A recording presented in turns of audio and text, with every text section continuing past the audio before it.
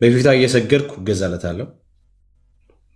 የማት ልጅ ድንግል ማርያም ሆይ በሰማይና በምድር የሟች ነፍስ ሁሉ ቤዛ አንቺ ነሽ ይላል እና ዳግሻዬ ሲያወራ የሚያወራው ምንድን ነው?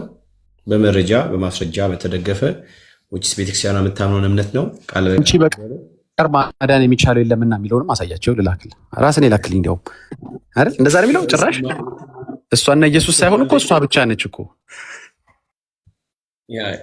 ወይ እምነትም ስላለ ችግር የለም። ኦኬ ኤኒሃው ደግሻ የተባረክ ዳኒዋ ሰላም በለና እንትናን ፔትሮ ያዘው አውራ ውስጥ ፔትሮ ጥያቄ ካለው ጥያቄ መጠየቅ ትችላለህ። በዚህ ምልጃን በተመለከተ ማለት ነው። ዳኒዋ አለ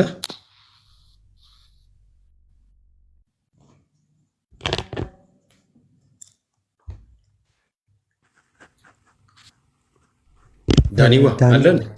ስለዚህ እኔ ልቀጥል። እሺ ቆይ ዳኒ ከሌለ ወንድምነት ኤርሚ ሰላም በለና አውራው ፔትሮ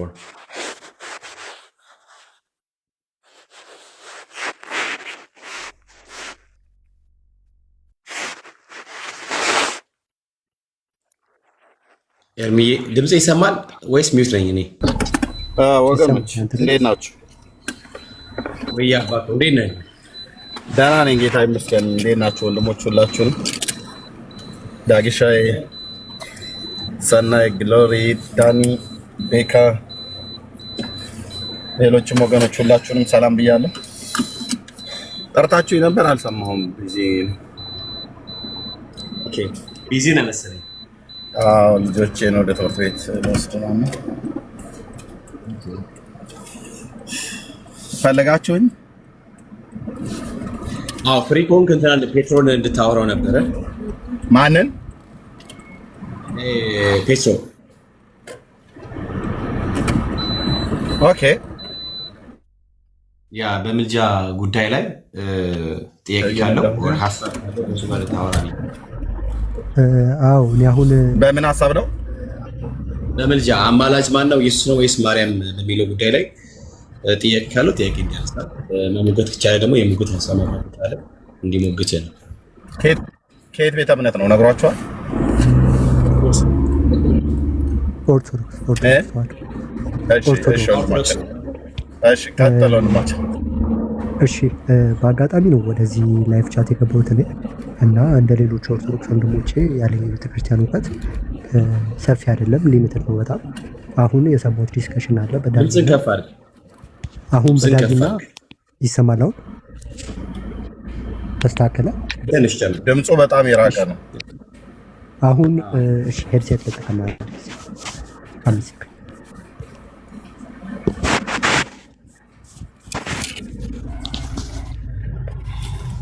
ይሰማል። አሁን ይሰማል ወይስ? ይሰማል።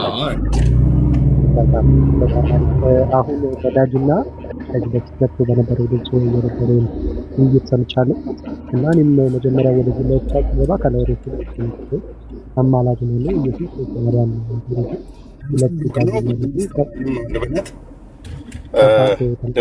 ድምፁ የሰውየው ሩቅ ነው፣ በጣም ሩቅ ነው። ኤርፎን አለ ወይ ታፍኗል ወይ አውቆ ነው ማለት ነው። አይሰማም ታፍኗል ወይ? እንትን ጮክ በል እስኪ፣ አይዞህ ጮክ በል ያለበት ቦታ አይመችም። ጮክ በል ይሰማል። አሁን እንደዚህ አውራ፣ በቃ አሁን እንደዚህ አውራ ጎበዝ። እሺ በሁለቱ መካከል የነበረውን ዲስከሽን አይቻለሁ፣ ብዙ ነገር ተምሬበታለሁ።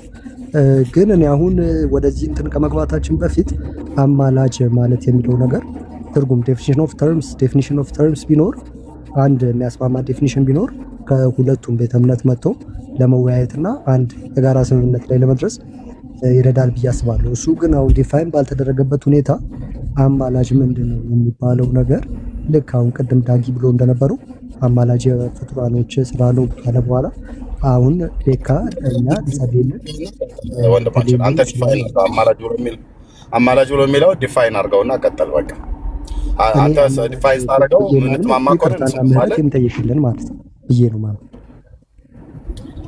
ወንድማችን ሰምተናል። ሰምቻለሁ። አልሰማም? አንተ ዲፋይን አድርገውና ቀጥል። ከአንተ ዲፋይን ስታደርገው እኛን የሚያስማማን ትርጓሜ ከሆነ አሜን ብለን እንቀበላለን።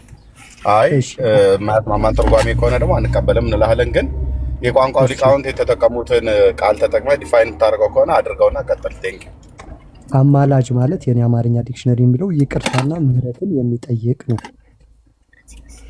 ማን ነው እንደዚህ ብሎ የተረጎመው? በቃ አማርኛ ዲክሽነሪ፣ አምሃሪክ ዲክሽነሪ። አማሪክ ዲክሽነሪ እኮ በማን ነው የተዘጋጀው? ዲቴሉን አላውቅም፣ ግን ሪፈር አድርጌ መመለስ ይችላል። ሪፈር አድርጌ መመለስ ይችላል። ምንጩን ብትነግረን ደስ ይለን ነበር። ለምሳሌ በአዲስ አበባ ዩኒቨርሲቲ የተዘጋጀ አለ፣ በግለሰቦች በትልልቅ የቤተክርስቲያን አባቶች የተዘጋጀ አለ።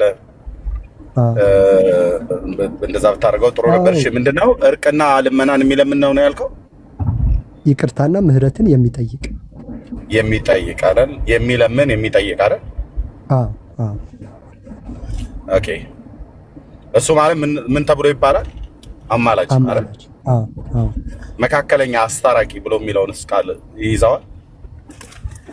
ይችኛዋን ዴፊኒሽን ነው ያው በስልክ ፎቶ አንስቼ ይዣት የነበረው ይቅርታና ምህረትን የሚጠይቅ። እንዴ ከዚህ ውጭ ሌላ የለውም እንዴ?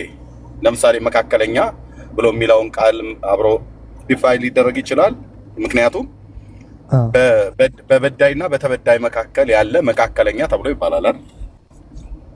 አሁን ምንድነው ኮንፊውዥኑን የፈጠረው? ይቅርታና ምህረትን የሚጠይቅ ከሆነ አሁን ለምሳሌ ለሆስት ቤኪ ይቅርታና ምህረትን ለኔ ጠይቅልኝ ለምንልኝ ብሎና አይ ዲፋይን ሲደረግ አንተ በሁለቱ ቃል ላይ ብቻ ነው የቆምከው ማለት ነው ወይ? ያ የነገረህ መዝገበ ቃላት ሁለቱን ቃላት ብቻ ነው የሚይዘው ብሎ ነው የነገረህ። ግን መካከለኛ ብሎ የሚለውን አይዝም ወይ ነው እያልኩ ያለው። በተጨማሪነት ማነው አስታራቂና ለማኝና አስታራቂ ወይ ደግሞ የሚለምንና የሚያስታርቅ ብሎ የሚለምንና ይቅርታና ምህረትን የሚለምን ብሎ ባለው ላይ አስታራቂ ብሎ የሚለውን ቃል አይጨምርም ወይ? መካከለኛ ብሎ የሚለውን ቃል አይጨምርም ወይ? ዲፋይን ሲደረግ ነው እያልኩ ያለሁት። እሱ ነው እኔ ሪፈር አድርጌ ያዝኩት። ግን ሰፋ አድርጌ ስክሪንሻት ይዤ መመለስ ይችላሉ እዚህ ከቦርድ አድርገን እንድናየው ማለት ነው። ለምን መሰለህ አሁን ይሄኛውን ጥያቄ የጠየኩት አሁን አማላጅ የሚለው ቃል ማለት ነው አንድ ቃል ነው፣ የአማርኛ ቃል ነው እና በኦርቶዶክስ ቤት ሌላ ሚኒንግ፣ በፕሮቴስታንት ቤት ደግሞ ሌላ ሚኒንግ ለምን ይኖረዋል ነው። አንድ እኮ ትርጉም ቢኖር አማላጅ ምንድን ነው ብለን ብንስማማ ወይም ደግሞ አማላጅ ማለት ይህ ነው ብንል ከዛም በኋላ ሎጂካሊ ይሄ ከዚህ ሀሳብ ጋር ይጣርናል፣ ይሄ ከዚህ ሀሳብ ጋር ይስማማል። ስለዚህ ትክክለኛው መንገድ ይሄ ነው፣ ትክክለኛው መንገድ ያልሆነው ይሄ ነው ብሎ ለመረዳት ለኛ ይቀለናል ሞር ብዬ ስለማሰብ ማለት ነው። አንተም ናይስ ሀሳብ አመጣ። ምንድን ነው ፕሮቴስታንቱ ጋር አማላጅ ብሎ የሚለው ሌላ ትርጉም በራሳቸው ሰጥተው እንደፈለጋችሁ ለምን ታደርጉታላችሁ? እኛም ኦርቶዶክሳውያን አማላጅ ብሎ የሚለውን ቃል ለራሳችን ትርጉም እንደፈለግን ለምን እናደርገዋለን? ህዝቡ ለምን ግራ እናጋባዋለን? እኛስ ለምን እንሰቃያለን? ለምን አንድ አይነት ትርጉም ኖሮም ብለህ ካልክ ኦኬ፣ ይሄ በጣም ናይስ ሀሳብ ነው። ስለዚህ እኛም ፕሮቴስታንቶች እናንተም ኦርቶዶክሳውያን አማላጅ ብሎ የሚለው ቃል ሁሉ ቀን የሚያናጨን ሁሉ ቀን የሚያጋጨን መሆን የለበትም። ስለዚህ ወዴት ነው መሄድ ያለብን ማለት ነው? እኛም የራሳችንን ትርጉም ትተን እናንተም የራሳችሁን ትርጉም ትታችሁ ወደ ቋንቋ ሊቃውንት ነው መሄድ ያለብን፣ ወደ መዝገበ ቃላት ማለት ነው። አንድ ቃል ከሆነ ይሄን ሁሉ መዝገበ ቃላት ላይ ነው መሄድ ያለብን። ስለዚህ ምድሪቱ ላይ ያሉ መዝገበ ቃላትን በሙሉ መጠቀም አለብን አይደል? ይሄንን ትርጉም ለማወቅ ልክ ነህ። ቴንክ ዩ። ስለዚህ መዝገበ ቃላቶቹ ባጸደቁት ነገር እንስማማለን አይደል? በሚገባ ቴንክ ዩ። ስለዚህ የአዲስ አበባ ዩኒቨርሲቲ መዝገበ ቃላትን ታውቀዋለህ? አላውቅም። አማርኛ መዝገበ ቃላት በፕሬስ የተዘጋጀ የአዲስ አበባ ዩኒቨርሲቲ ያዘጋጀው መጽሐፍ ቅዱስ አላውቀውም። እሺ መዝገበ ቃላት ነው፣ መጽሐፍ ቅዱስ አይደለም ያልኩህ። ልብ በል። አሁን ወደ ቋንቋው ሊቃውንት ነው የምንሄደው። መዝገበ ቃላት ነው እንጂ መጽሐፍ ቅዱስ አዲስ አበባ ዩኒቨርሲቲ ያዘጋጃል አላልኩም። የአዲስ አበባ ዩኒቨርሲቲ የአማርኛ መዝገበ ቃላትን ታውቀዋለህ ነው ያልኩህ። መኖሩን አውቃለሁ፣ አክሰሱን ማግኘት እችላለሁ። ቴንክ ዩ። እኔ መዝገበ ቃላቱ አለኝ። አሁን በእርግጥ ከቤት ስለወጣው ምን እንደሚል ቃሉን ስላነበብኩትኝ በአዲስ አበባ ዩኒቨርሲቲ መዝገበ ቃላት ላይ የአማርኛ መዝገበ ቃላት ላይ እንግዲህ የምድራችን አንቱ ጉምቱ የተባለ ካምፓስ ነው። የአንድ ግለሰብ ወይ ጴንጤዎች የጻፉት ወይ ኦርቶዶክሶች የጻፉት ሳይሆን የምድሪቱ ሊቃውንት የኢትዮጵያ ሊቃውንት ከአራቱም የምድር ማዕዘናት ከድንበራችን ወይ ደግሞ ከኢትዮጵያ ምድር ላይ የተውጣጡ እዛ ያሉ በካምፓስ ደረጃ የሚታወቁ ሰዎች ናቸው ያዘጋጁት ማለት ነው። እነ አለቃ ደስታ ተክለወልድን ታውቃቸዋለህ? አላውቃቸውም። እኔ አርኪቴክቸር ነው የተማርኩት ልደታ ካምፓስ። መዝገበ ቃላታቸውን አታውቀውም? የአለቃ ደስታ ተክለወልድ አላውቀውም። እሺ፣ አለቃ ኪዳነ ወልድ ክፍሌን ታውቃቸዋለህ? አውቃቸዋለሁ። መዝገበ ቃላታቸውን ታውቀዋለህ? እንዳላቸው አውቃለሁ እንጂ መዝገበ ቃላቶቹን እንደዚህ ገብቼ እንትን አላየሃቸው? መዝገበ ቃላቱን አላየኋቸው። የከሳቴ ብርሃን ተሰማን መዝገበ ቃላት ታውቀዋለህ? አላውቀውም። አየህ፣ አሁን እነኚህ በግለሰብ ደረጃ የተጻፉ ደግሞ በጣም ትልልቅ ስራዎች የሰሩ ሰዎች ናቸው። እምነታቸው የኦርቶዶክስ እምነት ተከታይ ናቸው። እነዚህ ሰዎች አሁን የጠራሁልህ ከሳቴ ብርሃን የኦርቶዶክስ እምነት ተከታይ ናቸው። ደስታ ተክለወልድ የኦርቶዶክስ እምነት ተከታይ ናቸው። አለቃ ኪዳነ ወልድ ክፍሌ የኦርቶዶክስ እምነት ተከታይ ናቸው። አማርኛውንም የግዕዙንም ሰዋስው ሁሉ ጭምር ሳይቀር የተረጎሙ ሰዎች ናቸው። እኛ እነዚህ አባቶች እምነታቸው ኦርቶዶክሳውያን ናቸውና መዝገበ ቃላታቸውን አንቀበልም ብለን አንልም። እዚህ ያለን ጴንጤዎች በሙሉ ኢትዮጵያ ውስጥ ያለን ሰዎች እንቀበላለን። ምክንያቱም እነሱ የመዝገበ ቃላት ሲሰሩ ጴንጤን ለመጉዳት ብለው የሰሩት ኦርቶዶክስን ለመጥቀም ብለው የሰሩት ነገር የለም። ምድሪቱ ላይ ያለው ትውልድ እንዲጠቀምበት ብለው አማርኛን ከናገባቡ ግዕዝንም ከናገባቡ ትርጓሜውን ሁሉ ጭምር በደንብ ተርጉመውታል ማለት ነው። ስለዚህ ቀደም ያልከው ሳይንቲፊክ ሪሰርች በሚሰራበት መንገድ ነው እነዛ ትርጉሞች ከደረሱት ማለት ነው። ድምጽ ሩቅ ነው ወንድማችን፣ ድምጽ ሩቅ ነው። ሳይንቲፊክ ሪሰርች በሚሰራበት መንገድ ነው እዛ ትርጓሜ ላይ የደረሱት ማለት ነው። ምክንያቱም አዲስ አበባ ዩኒቨርሲቲ እንደ ዩኒቨርሲቲ በሳይንስ የተረጋገጡ ነገሮች ካልሆነ በፕሬሱ ላይም ከእንትን ጀምሮ ከዴፊኒሽን ኦፍ ተርምስ ጀምሮ እስከ መጨረሻው ድረስ አያትምም። ስለዚህ አሁን የጠራቸው ሰው በእነሱ ትርጓሜ ላይ አሁን አንተ ቅድም ምልጃ ብሎ የሚለው ስክሪንሾት አመጣለሁ ብለህ ያልከው ትርጓሜ ምንና ምንን የሚለው የሚለምንና ምን የሚል ነው ያልከው? ይቅርታና ምህረትን የሚጠይቅ ይቅርታና ምህረትን የሚጠይቅ ነው ብሎ ያልከው ማለት ነው። አንዱ ስለሌላው የሚለምን ይቅርታና ምህረትን የሚጠይቅ ወይ የሚለምን ማለት ነው። የቋንቋ ሊቃውንት ደግሞ በሙሉ ይህንንም ቃል ሁለተኛ እንደገና ደግሞ አስታራቂ፣ አማላጅ፣ መካከለኛ አማላጅ ብሎ የሚለውን አስታራቂም መካከለኛም አንዱ ስለሌላው ደግሞ ለተበዳዩ ምህረትን የሚለምን ብለው ተርጉመውታል ማለት ነው። ስለዚህ ትርጉሙ አሁን አንተ ያልከው ሁለት ቃላት ብቻ ሳይሆን ትርጉሙን የተረጎሙት እነሱ ከዚህም በላይ ነው የተረጎሙት ማለት ነው። ስለዚህ በእነሱ ስንሄድ አሁን በተነሳው ሀሳብ ላይ የምትለው ነገር አማላጅ ኢየሱስ ወይስ ቅዱሳን ወይስ ማርያም ብሎ የሚለውን ርዕሱ ላይ ባለው መሰረት መቀጠል ትችላለህ ማለት ነው። የቋንቋ ሊቃውንት የተጠቀሙት ይሄንን ብለው ነው። መካከለኛም አስታራቂም ብሎ የሚለውን ቃል ተጠቅመዋል። ምህረትንና ይቅርታን የሚለምን ብቻ አይደለም ብለው ያሉት። አስታራቂ ብሎ የሚለውን ቃል ተጠቅመዋል። መካከለኛ ብሎ የሚለውን ቃል ተጠቅመዋል። በበዳይና በተበዳይ መካከል የነበረ መካከለኛ ማለት ነው። እና በዚህ ቃል ከተስማማን መቀጠል ይችላል። አሁን ቀጥሎ ቅዱሳን ወይ ማርያም ወይ መላእክት አማላጅ ናቸው ብሎ የሚለውን የመጽሐፍ ቅዱስን ክፍል እየጠቀስክ ይሄው ብሉይ ኪዳን ላይ በእንደዚህ ለመላእክት ተጽፏል፣ አዲስ ኪዳን ላይ ደግሞ ይሄው ለማርያም እንደዚህ ደግሞ ተጽፏል። እና እኛ ከዚህ ቃል የተነሳ ማርያምን አማላጅ ወይ አስታራቂ ወይ መካከለኛ ብለን እንላታለን። ምክንያቱም ሐዋርያቱ ስላሏት ወይ ነቢያቱ ስላሉ ብሎ የሚለው ንገረን። ያንተ ጊዜህን በደንብ ውሰድ። ስጨርሰን ይገባለው ሚዩት አደርጋለሁ። ቴንክ ዩ። ቀጥል አሁን። እሺ ኤርሚያስ ነው ስማ አይደለ? ምን አልከኝ? ኤርሚያስ ብዬ ሪፈር ላድርግ ወደ አንተ። ምን ልበል? ኤርሚያስ ነው ስማ? እኔ ኤርሚያስ ነው ስሜ። እሺ በቃ ሚዩት አድርግልኝና ልቀጥል አንድ ጊዜ። አሁን ኤርሚያስ ከመግባትህ በፊት ይመስለኛል እኔ የገባሁት እና ለቤካም ነግሬው ነበረ። እኔ አሁን እዚህ ጋር የመጣሁት የኦርቶዶክስ ቤተክርስቲያን ወይም ደግሞ የኦርቶዶክስ መጽሐፍ ቅዱስ ይህን ይላል እና በዚህ መንገድ እንቀበል ወይም ደግሞ የፕሮቴስታንት መጽሐፍ ቅዱስ ይህን ይላል ወይም ደግሞ እሱን እንቀበል ለማለት ሳይሆን ከሁለቱም ሳይድ ያሉትን ዲስከሽኖች ሰምቼ ለራሴ ለመረዳት ነው እንጂ ሙግት ውስጥ ለመግባት አይደለም። እና በዳጊና በቀደም ገብቶ በነበረው ልጅ መካከል የነበረውን ዲስከሽን ሰምቻለሁ፣ ብዙ ነገር ተምሬበታለሁ። እና በአሁን እኔ ያልኩት በአማላጅ ማለት ትርጉሙ ልክ አሁን አንተ ዲፋይን እንዳደረከው በቃ ተስማማንበትና አንድ ትርጉም ላይ ደረስን። እና እንደዛ ከደረስን በኋላ ዳጊ ቅድም እንዳለው አሁን ለምሳሌ ይቅርታና ምህረትን የሚጠይቅና የሚያስታርቅ ከሆነ ትርጉሙ አሁን ለምሳሌ እኔ ቤካን ጸልይልኝ ብለው ለእኔ ይቅርታና ምህረትን የሚጠይቅልኝ ከሆነ በእኔና በክርስቶስ መካከል ቤካ አማላጄ አልሆነም ወይ ነው። አመሰግናለሁ። ቤካን በህይወት ስላገኘው ነው አይደል? ወይ ደውለህ ወይ ቴክስት አድርገህ ወይ ጽፈህለት ነው አይደል? ወይ በአካል አግኝተው ነግረህ ነው አይደል? ጸልይልኝ ብለህ ያልከው ስትለው ይሰማሃል አይሰማህም? ይሰማኛል። ሰምቶ ጸልይልሃለሁ ይላል ወይስ አልጸልይልህም ብሎ ይላል ወይስ ዝም ነው የሚልህ? ሶስቱንም ሊለኝ ይችላል። ስትነግረው ሪስፖንድ ያደርጋል አይደል? ኦኬ። ለምን ነው ሪስፖንድ የሚያደርግልህ? በአካል ስላለ አይደል? በህይወት ስጋ ስላለ እኮ። አሁን የኔ ጥያቄ አመሰግናለሁ። የኔ ጥያቄ የቤካን ጥሩ ምሳሌ ስላልከው ማለት ነው። በህይወት ስጋ ስላለ ነው አይደል እንደዛ ያደርግልህ? ኦኬ። ይሄ አስተምሮ ምን ይባላል ማለት ነው? አንዱ ስለሌላው ይጸልይ ብሎ የሚለው ቃል ማለት ነው።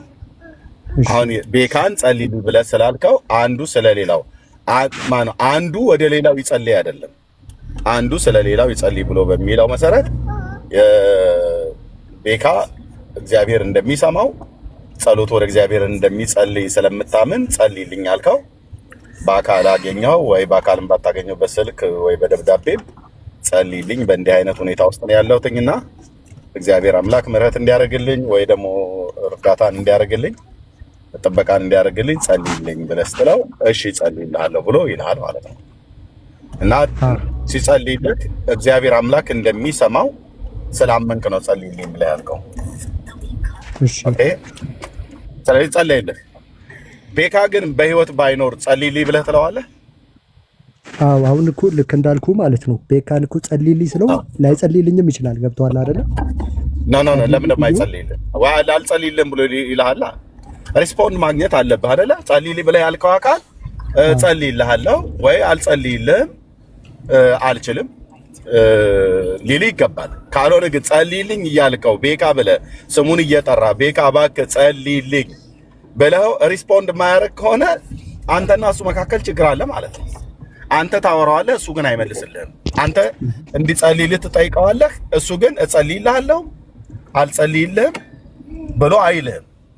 ስለዚህ መልስ መመለስ አለበት። በህይወት እስካለ ድረስ መልስ መመለስ አለበት። የሚጸልይ ከሆነ ጸልያለሁ፣ የማይጸልይ ከሆነ አልጸልይልህም ብሎ ማለት አለበት። የሚጸልይበትና የማይጸልይበትን ምክንያቱንም ጭምር አብሮ ማሳወቅ አለበት እንጂ ዝም አይልም። ዝም ካለማ ተጣልታችኋል ማለት ነው። እንዴት መልስ አይመልስም? ማንም ሰው በምድር ሳለ አሁን እኔ ለአንተ እያወራሁ ሪስፖንድ እያረከኝ ነው። አንተ ለእኔ እያወራህ እኔ ደግሞ ሪስፖንድ እያረኩ ነው። እየመለስክልኝ ነው ማለት ነው። ግን አሁን አንተ ስትናገር እኔ ዝም ብል ፈቃደኛ አይደለሁም ማለት ነው። ከአንተ ጋር ለማውራትም ለምትለኝም ነገር መልስ ለመስጠት ፈቃደኛ አይደለሁም ማለት ነው። ወይ በአንተ አዝኛለሁ፣ ወይ ከአንተ ጋር ማውራት አልፈልግም፣ ወይ ያለሁበት ሁኔታ እንዳወራ ስላላስገደደ ሊሆን ይችላል። እንደዛም እንኳን በጽሁፍ ከታች አይ ማውራት አልችልም ብዬ መናገር አለብኝ። እስካወራው ድረስ ሪስፖንድ ማድረግ አለበት። ጸልይልኝ ብለህ እስካልከው ድረስ እጸልይልሃለሁ ወይ ደግሞ አልጸልይልህም ማለት አለበት። በህይወተ ስጋ በምድር ላይ ስላለ ማለት ነው። ቤካ ግን አይበለውና ጌታ ደግሞ ወደ ጌታ ቢሄድ ወደ ጌታ ነው የሚሄደው። ወደ ጌታ ቢሄድ ጸልይልኝ ብለህ ትለዋለህ ወይ? አሁን በክፍት አይምሮ ሳየው ያልከውን ነገር ሙሉ ለሙሉ የተረዳሁት ይመስለኛል። አሁን ቤካ በህይወት ስላለ አክሰስ ላደርገው ስለምችል ጸልይልኝ ብለው እጸልይልሃለሁ ወይ አልጸልይልህም ብሎ ሪስፖንድ ሊያደርግልኝ ይችላል። ስለዚህ አሁን ከጸለየልኝ አማልደኝ ይባላል ወይስ አይባልም? ከጸለየልህማ በጸሎት ልመናን ለምኖልሃል በእግዚአብሔር ፊት ስላንተ ጸሎትን አቅርቧል። እግዚአብሔር ታመህ ከሆነ ፈውስ እንዲያደርግልህ፣ ተቸግረህ ከሆነ በችግርህ እርዳታን እግዚአብሔር እንዲያደርግልህ፣ ወድቀህ ከሆነ እንዲያነሳህ፣ ተሰብረህ ከሆነ እንዲጠግንህ፣ የራቀው ነገር እንዲቀርብልህ፣ የጠፋ ነገር እንዲገኝልህ ጸልይልኝ ብለህ ባልከው መሰረት ስላንተ በእግዚአብሔር ፊት አማልዷል ማለት ጸልዩዋል ማለት ነው። ልመናን አድርጓል፣ ጸሎትን አቅርቧል። ስለዚህ ያ የቅዱሳን የሰዎች አንዱ ስለሌላው ይለምን አንዱ ስለሌላው ይጸልይ ብሎ ባለው በያዕቆብም በቆሮንቶስ መልእክትም ላይ ባለው ቃል መሰረት አዎ ልክ ነው። በምድር ስላለ አማልዷል ማለት ነው፣ ስለአንተ ማለት ነው። ስለአንተ አማለዱ ብሎ ለቅዱስ ጴጥሮስ ጌታ ኢየሱስ ክርስቶስ የተናገረው ስለአንተ ለመኑ ማለት ነው። እምነትህ እንዳይጠፋ ስለአንተ አማለዱ ብሎ እንዳለው ወይ ስለአንተ ለመኑ ስለሌሎችም ሁሉ ጭምር ለመኑ ብሎ እንዳለ ጌታ ኢየሱስ ክርስቶስ ልመናን አቅርቧል ማለት ነው። ልክ እንደዚሁ ወንድምነትም ስለአንተ ቢጸልይልህ አዎ አማልዷል በምድር ላይ ስላለ ስለአንተ ጸሎትን አቅርቧል ማለት ነው። ያ ግን የቤካ ግን ልመና ግን ከጌታ ከኢየሱስ ክርስቶስ ምልጃ ጋር በፍጹም አይገናኝም ማለት ነው እንጂ ልክ ነህ አማልዷል። በቃ አሁን በቃ ሙሉ ለሙሉ ተረዳው ማለት ነው። ምን አልከኝ መሰለህ? አሁን አንተ ቅድምም ዳጊ ሲናገር ከሰማሁት ነገር በተለየ በተመሳሳይ ማለት ነው ክርስቶስ አለ። ከዛም በኋላ ፍጡራን በህይወት እስካሉ ድረስ ጠይቀናቸው ጸልዩልን ብለው ወይም ደግሞ ጠይቅልን ብለን እስከጠየቅናቸው ድረስ ሰምተው እሺ እስካሉን ድረስ እስከ ጸልዩልን ድረስ ያማልዱናል፣ ይጠይቁልናል፣ ይጸልዩልናል ማለት ነው። በምድር እስካሉና እስከ ጠይቃቸው ሪስፖንድ እስካደረጉልህ ድረስ ይችላሉ እኮ እኛ እሱን እንኳን እንቃወሙ። መጽሐፍ ቅዱስም አይቃወሙ። በእናንተ ቤተክርስቲያን እኮ ግን ጸልዩልን ብላችሁ የምትሏቸው ወገኖች ወይ ደግሞ አካላት የተባሉት በሙሉ በህይወት የሉም። በጣም አሪፍ። ስለዚህ አሁን በቃ በዚህኛው በኩል ያለውን ከአንተ ሳይድ ያለውን ነገር ሙሉ ለሙሉ ተረዳው ማለት ነው። በህይወት ያሉ ሰዎች ጠይቀናቸው ሪስፖንድ ካደረጉልን፣ ሪስፖንድ ከጸለዩልን፣ ለጸሎታችንን ለጌታ ካደረሱልን እነሱ ያማልዱናል ማለት ነው። ፍጡራን ያማልዱናል። ከዛም በኋላ መላእክቶች ወይም ደግሞ ቅድስት ድንግል ማርያምን ደግሞ በምንጠቅስበት ጊዜ በህይወት ስለሌሉ ያማልዱን ወይም ደግሞ ሪስፖንድ እንዳደረጉልን ስለማይችሉ አያማልዱንም ማለት ነው። አንተ ያልከኝ እሱ አይደለም? እኔ በተረዳሁበት መልኩ ማለት ነው። የሳትኩት ፖይንት ከሌለ ማለት ነው። ስለዚህ ከአንተ በኩል ያለው የማማለድ ትርጉምና በፍጡራን ወይም ደግሞ በምድር ላይ ያሉት ሰዎችና በክርስቶስ ጋር ያሉት የማማለድ ስራ ቢያማልዱንም የክርስቶስን ያህል እንደማይሆን ሙሉ ለሙሉ ተረድቻለሁ እና ይህንንም ደግሞ ስላስረዳኝ እንድገነዘብ ስላደረገኝ በጣም አመሰግናለሁ። በኦርቶዶክስ ተዋሕዶ በኩልም ደግሞ ያለውን ልክ አሁን አንተን እንደጠየቅኩ ያለውን ነገር ወይም ደግሞ እምነት ሙሉ ለሙሉ ስለማላውቀው በዛ ሳይድም ደግሞ ያለ ሰው ቢገባና እሱን ቢያስረዳንና ሁለታችሁ ዲስከስ ብታደርጉበት እኔ እንዳዳማጭ በደንብ ነገሩ ክሊር ይሆንልኛል ማለት ነው። ግን መጀመሪያ ያነሳሁት ነገር ምንድን ነው ጥያቄው፣ አሁን እኔ ወደዚህ ቻት ሩም የገባሁበት ከላይ ያለው ጥያቄ ነው። አማላጅ ማን ነው? ኢየሱስ ወይስ ማርያም ማለት ነው። ይህ ማለት ይህ ጥያቄ አማላጅ ወይ ኢየሱስ ነው ወይ ማርያም ነች ብለን እንድንመርጥ የሚያደርገን ጥያቄ ነው ማለት ነው። ግን ድምጼ አይሰማም ወገኖች? ይሰማል። አሁን ይሰማል ወንድምነት፣ አሁን ይሰማል። አይ ወንድማችን ከኦርቶዶክስ አይደለም ወይ? ወንድማችን ከኦርቶዶክስ አይደለም እንዴ? ከኦርቶዶክስ ተዋሕዶ ቤተክርስቲያን ግን አሁን የቤተክርስቲያን ሀገር ውስጥ አይደለም ያለሁትና የኦርቶዶክስ ተዋሕዶ እምነት ትምህርት ወይም ደግሞ ቤተክርስቲያን ከሄድኩ ብዙ ጊዜ ሆኖኛል።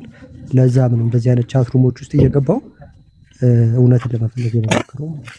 አይ ጥሩ ነው። ግን ወንድሜ ኦርቶዶክስ ሳትሆን ቅድም ታዲያ ደግሞ ኦርቶዶክስ ነኝ አልክ ወንድም። ኦርቶዶክስ መረዳትን መናገር ችግር የለውም። ግን ኦርቶዶክስ ሳትሆን ለምቅድም ኦርቶዶክስ ነኝ አልከን ታዲያ አሁን ከቤተ እምነቱ ጋር ታጣላናለህ ማለት ነው። ከእነሱ ጋር ገባ አይደለም? ዳጊ ምንድነው እኔ አሁን ያልኩት ምንድነው፣ እኔ ኦርቶዶክስ ነኝ።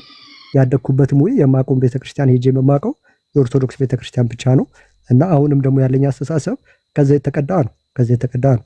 ከሌሎች ቤተ እምነቶች የተቀዳ ሌላ እንትን የለም። ግን የምናወራው እስከ እግዚአብሔር ወይም ደግሞ ስለ ኢየሱስ ክርስቶስ እስከሆነ ድረስ ስለ አንድ አምላክ እስከሆነ ድረስ ከየትኛውም አንገድ ያሉትን ሀሳቦች ሰምቼ ለመረዳትና በንጹህ አእምሮ ለመቀበል ፈቃደኛ ነኝ። አሁን ለምሳሌ ኤርሚያስ ያስረዳኝ ነገር ተረዳሁት፣ በቃ እሱን ኤክስፕሎር አደርጋለሁ ማለት ነው። ከኦርቶዶክስ ሳይድም ያለውን በተመሳሳይ ማለት ነው። ይሄን ነው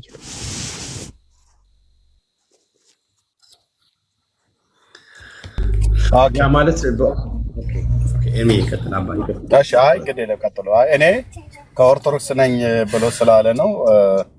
አዎ ልክ ነው። ከኦርቶዶክስ ነኝ አላሁንም፣ ግን ደግሞ እውቀቴ አናሳ ነው። ሌሎች ኦርቶዶክሳውያን ገብተው ሲያወሩ ብሰማ ሞር እማራለሁ ነው ብሎ ያለው።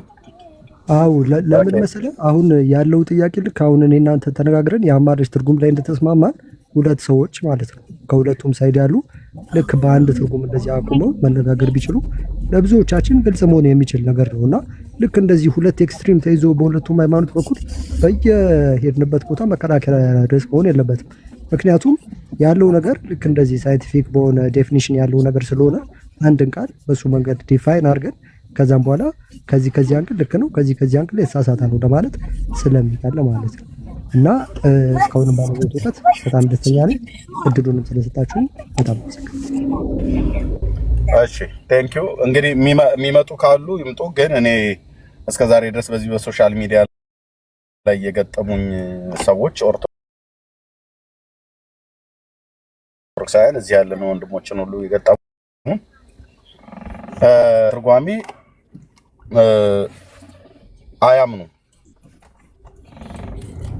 አያምኑ አይደለም። በቋንቋው ሊቃውንት ትርጓሜ አይደለም በቤተ ክርስቲያኒቱ ዌብሳይት ላይ ሁሉ ጭምር ሳይቀር በኢትዮጵያ ኦርቶዶክስ ተዋሕዶ ቤተክርስቲያን ማህበረ ቅዱሳን ዌብሳይት ላይ ወይ በኢኦቲሲ በኢትዮጵያ ኦርቶዶክስ ተዋሕዶ ቤተክርስቲያን .org ላይ የተጻፉ ጽሁፎች የተለጠፉ ልጠፋዎች አሉ። እነሱ ላይ ሁሉ እንኳን የተጻፈውን ነገር ወንድሜ ዳግሻም ከዚህ በፊት አሳይቷቸዋል። ንብርኬም ሌሎችም አሳይቷቸዋል። ሲወጣ ይክዳሉ ኦርቶዶክሳውያን ማለት ነው። መዝገበ ቃላት የተረጎመውን ይክዳሉ፣ መቀበል አይፈልጉም። መዝገበ ቃላት ያላለውን ማለት ይፈልጋሉ። መጽሐፍ ቅዱስ የተናገረውን ይክዳሉ፣ መጽሐፍ ቅዱስ ያልተናገረውን ግን መናገር ይፈልጋሉ ማለት ነው። ስለዚህ ካሉ ይምጡ፣ ይኸው እየሰሙ ስለሆነ ማለት ነው። ካሉ ይምጡና አንተ ብሰማ እማራለሁ ነው ብለህ ያልከው ከዚህ ያለፈ በሐሳቡ ላይ ተስማምቻለሁ ብለህ ስላልክ ለምን በግድ እንዴት ተስማማለህ ብያለሁ። መስማማት ነው ዋናው። ስለዚህ ምልጃ ብሎ የሚለው ሰው ምሕረትና ይቅርታን ስለሌላ መለመን ብሎ የሚለውን ትርጓሜ እንዳለ ሆኖ የቋንቋ ሊቃውንት ግን የተጠቀሙት ይሄን ብቻ ሳይሆን መዝገበ ቃላቶቹ ከዚህ ያለፈ መካከለኛም አስታራቂም ብሎ የሚለውን ትርጓሜ ተጠቅመውታል ማለት ነው። አሁን በኦርቶዶክሳውያን ብትሄድ ኢየሱስ አማላጅ ነው ብሎ የሚለውን ቃል አይቀበሉትም። ኦኬ፣ ኢየሱስ አማላጅ ነው ብሎ የሚለውን ቃል አይቀበሉትም። ኢየሱስ አስታራቂ ነው ብሎ የሚለውን ቃል ግን ይቀበሉታል። አስታራቂ ማለት ታዲያ አማላጅ አይደለ ወይ? አማላጅ ማለት አስታራቂ አይደለም ወይ ብለህ ስትላቸው አይደለም ይለዋል። ስለዚህ አስታራቂ ማለት አማላጅ ማለት አስታራቂ መሆኑና አለመሆኑን እንድንዳኝበት ዳኛ ጋር እንሂድ ብለን ዳኛው ምን ይሁን አማርኛ ስለሆነ መዝገበ ቃላቱ የተሰራበት የቋንቋ ሊቃውንት እንዴት ብለው እንደፈቱት መዝገበ ቃላት ጋር ስንሄድ በፍጹም አንቀበልም ይለዋል። አዎ አሁን ይሄን ያለም ገብቷል። በቃ ቃል ነው አይደል? አማርኛ ነው፣ ሁላችንም እንግባባበት ነው አይደል? አንድን ቃል ዲፋይን አድርገን ይሄ ነው ትርጉሙ ብለን እንደ ማህበረሰብ የተስማማንበት ወይም ደግሞ ልክ አሁን እንዳልከው በዲክሽነሪዎች ላይ የተጠቀሰ እስከሆነ ድረስ ሪፈር ባክ አድርገን ልንወያይ ወይም ደግሞ ልንነጋገር የሚገባው አኮርዲንግ ቱ ዛት ነው። ከሱ ያለፈው ነገር አሁን እኔ እንደማየው በሁለቱም ሃይማኖቶች ጋር ኤክስትሪም የሆነ ኢንዶችን በመያዝ የአንዱን ልክ አሁን እንዳልከው አንተ ማለት ነው የቃላት ትርጉም ላይ ራሱ መስማማት የማይቻልበት ደረጃ ላይ ነው የተደረሰው ማለት ነው። እና እሱ እውነት ለመናገር እኔ የሚያሳዝነኛል። ምክንያቱም ቃል ትርጉም እዚህ ያለውን ወንድሞችም እዚህ ያሉ እኛ ወንጌላውያን አማኞች መዝገበ ቃላት የተጠቀመውን ትርጉም አንቀበልም ያልነው አንድ ቃል የለም። ለምን? ምድሪቱ ላይ ያሉት መዛግብተ ቃላቶች በሙሉ እኛ የምንለውን ነገር ይላሉ ወይ እነሱ የሚሉትን ነገር ነው እኛ ወንጌላውያን አማኞች እያልን ያለነው። የመዝገበ ቃላትን ትርጓሜ አልቀበልም ብለው እምቢ አሻፈረኝ ብለው የሚሉት ኦርቶዶክሳውያን ናቸው። እስኪ መጥቶ አንድ ሰው በዚህ አሁን በምልጃ አማላጅ ኢየሱስ ወይስ ማርያም ብሎ በሚለው ወይ ደግሞ አማላጅ ኢየሱስ ወይ ቅዱሳን ብሎ የሚለው መላእክትንም ሰዎችንም ጨምሮ ብሎ በሚለው ላይ እናንተ እኮ መዝገበ ቃላቱ እንደዚህ ብለው ነው የተረጎሙት የቋንቋው ሊቃውንት። የእናንተ ችግራችሁ የፕሮቴስታንቱ ችግር የቋንቋው ሊቃውንት የተጠቀሙትን መዝገበ ቃላትም አትጠቀሙም፣ ይሄ ግማሹን ወይ ተቀበላችሁ ግማሹን ትክዳላችሁ ብሎ እስኪ የሚል አንድ ሰው ይምጣ። አንድ ሰው ነው ያልኩት። ምድሪቱ ላይ ያለ መዝገበ ቃላት ነው እጄ ላይ ያለው። ምድሪቱ ላይ ማለት ኢትዮጵያ ውስጥ አሉ የሚባሉ ከ8 እስከ 10 የሚሆኑ ጉምቱና ግዙፍ የሆኑ መዝገበ ቃላቶች ናቸው እጄ ላይ ያሉት። አንዳችንም አንቀበልም ብለን አላልንም። የቋንቋው ሊቃውንት የተረጎሙትን ትርጓሜ እንቀበላለን። ቋንቋ የሚፈታው በመዝገበ ቃላት ነውና መዝገበ ቃላት ዲክሽነሪ የፈታውን አንቀበልም ብለን አላልንም። እኛ አላልንም። ኦርቶዶክሳውያን ናቸው እንደውም አንቀበልም ብለው ያሉት። አማላጅ ብሎ በሚለው የመዝገበ ቃላቱ ትርጉም ላይ አስታራቂና መካከለኛ ብሎ የሚለውን ሁለቱንም ቃል ለጥቅም አውለውታል የቋንቋው ሊቃውንት። አስታራቂና መካከለኛ ብሎ የሚለውን አማላጅ ብሎ የሚለውን ቃል አናምንም ብለው የሚሉት ኦርቶዶክሳውያን ወገኖች ናቸው ማለት ነው። አዎ ተረድቻለሁ። አሁን ይሄኛው በቃ ወርኪንግ ኦን ቴክኒካሊቲ ነው ገብቷል። አሁን አንድ ቃል ላይ ማለት ነው እኔ ለራሴ ስፈልግ በራሴ በኩል የምተረጉመው አንተ ስትፈልግ የምተረጉመው ከሆነ መስማማት ላይ መድረስ አይቻልም እሱም ማለት ነው። ስለዚህ እኔም ሊያስማማ የሚችለው ብዬ የማምነው ልክ እንደተነጋገር ነው በተጠቀሱም ዲክሽነሪዎች የአማርኛ ዲክሽነሪዎች ላይ ያለውን ዴፊኒሽን ሁሉም ሰው የሚስማማበት ገብቷል። አማርኛ እስከሆነ ያወራነው ድረስ አንድ ቃል ለእኔ ሌላ ትርጉም ለአንተ ሌላ ትርጉም የሚኖረው ከሆነ እሱ ቃል ትርጉም ላይ ስምምነት ላይ አልተደረሰም ማለት ነው። ይህ ማለት አንድ ቃል ከአንድ በላይ ትርጉም አለው ማለት ወይም ደግሞ እንደዛ ካልሆነ በስተቀር ፖይንትለስ ነው። በቃ ወርኪንግ ኦን ቴክኒካሊቲ ሰው የራሱን አይዲያ ለማሰማት ወይም ደግሞ የራሱ ቤተ እምነት ልክ ነው ለማለት እንደዚህ ቃላትን የሚሸሽ ከሆነ ወደ እውነት መድረስ አይቻልም ብዬ ነው የማምነው። እና ይህንን ሰማልኛ ወንድም አለም አሁን አንተ ሚዩት አድርገውና ስማ። ሁለት ኦርቶዶክሳውያን ስለገቡ አስገባን ብለው ስላሉ ከዚህ በኋላ ማናችን የቋንቋ ሊቃውንት የፈቱትን ትርጓሜ እንደ ካድንና እንዳመንን አሁን ቀጥሎ የሚናገረው ኦርቶዶክሳዊ ሰው ኦርቶዶክስን ይወክላል። በውክልና ደረጃ ወክያለሁ ብላ ባሰጠውም የሚያወራን ነገር ስማው፣ እኔም ደግሞ የማወራውን ነገር ስማ። ከሁለታችን ማንን ለቋንቋው ታማኞች፣ ማንን ለቋንቋው ትርጓሜ የቋንቋ ሊቃውንት ለጻፉት መዝገበ ቃላት የሚሆን ታማኞች ማንን ብሎ የሚለውን ኦርቶዶክስ ወይስ ወንጌላውያን አማኞች? አሁን ቀጥለ ስማ። እሺ ቤካ ከታች ያለው ቤካ ማይክን ክፈትና አውራኝ። ደጋግማ አንድ ቁጥር ስጽፍ ነበር። አቤት ሰላም ነው። እግዚአብሔር ይመስገን። እግዚአብሔር ይመስገን። ኤርፎኑ የቤቱ አርስት ኤርፎኑ ንቃለው። ኤኮ አለው ድምጽ ነው። ኤኮ አለው። ኤርፎኑ ንቃለው። በኤርፎን ስለሚሰራ ነው። ቅርታ አይሰማም። አሁን አስተካክየው። ኤኮ አለው ድምጽ ስላለው ካልሆነ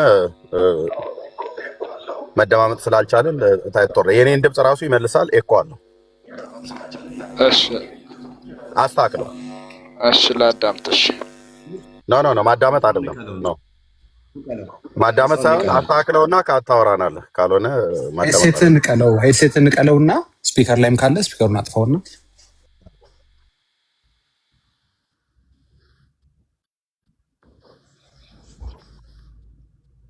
እሺ። ስለዚህ ልታስተካክለው ስላልቻልክ እሺ እኔ ልቀጥል ከቻልኩ። ኦኬ እሺ እንደምን አመሻችሁ። እግዚአብሔር ይመስገን። እንኳን ደህና መጣህ። ከየት ቤተ እምነት ነው? ከኦርቶዶክስ ነኝ። አመሰግናለሁ። እሺ በውይይቱ ላይ አይቼዋለሁ። እሺ አማላጅና መካከለኛ በሚለው መሀል ከወንድሜ ጋር ስታወሩም ሰምቻለሁ እና የእኔ ጥያቄ ከክርስቶስ ሌላ ብዙ ቅዱሳን አማልለዋል በምድር ላይ ማለት ነው እና እነሱን አሁን እንደ መካከለኛ መውሰድ እንችላለን? ኦኬ ማለት አማላጅ ማለት መካከለኛ ማለት ከሆነ አሁን አብርሃምን እኛ ጥያቄ ጠይቀን ገብተህ ለጠይቅነው ጥያቄ መልስ ሳይሆን የሰጠኸው እኔ ጥያቄ ልጠይቃችሁ ነው ብለህ ያልከው። እሺ ለጠይቀው ጥያቄ አይደለም። እሺ አስተካክላለሁ፣ ንገሩኝና። እሺ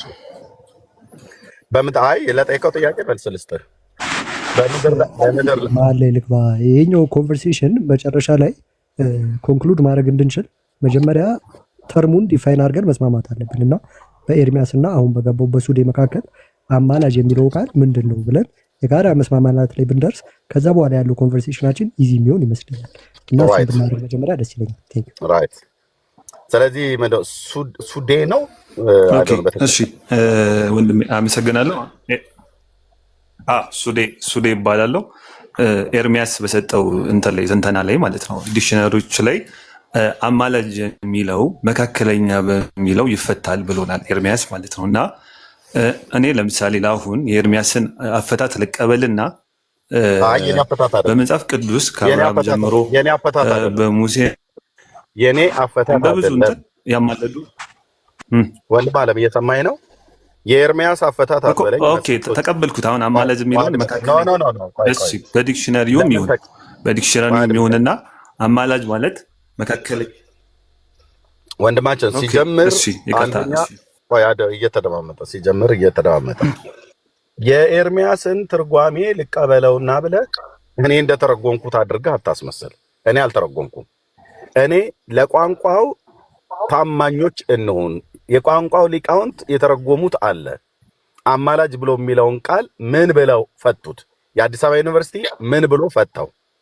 የደስታ ተክለወልድ ምን ብሎ ፈታው? አለቃ ኪዳነ ወልድ ክፍሌ ምን ብለው ፈቱት?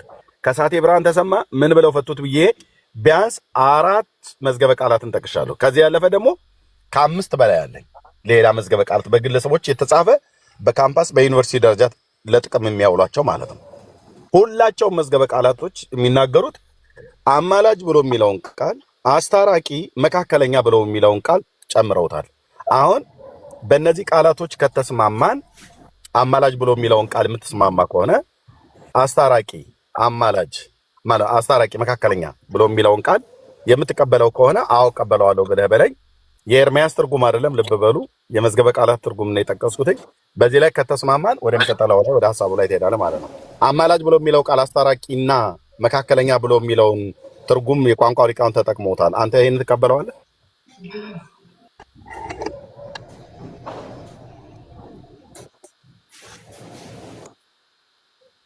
ሱዲ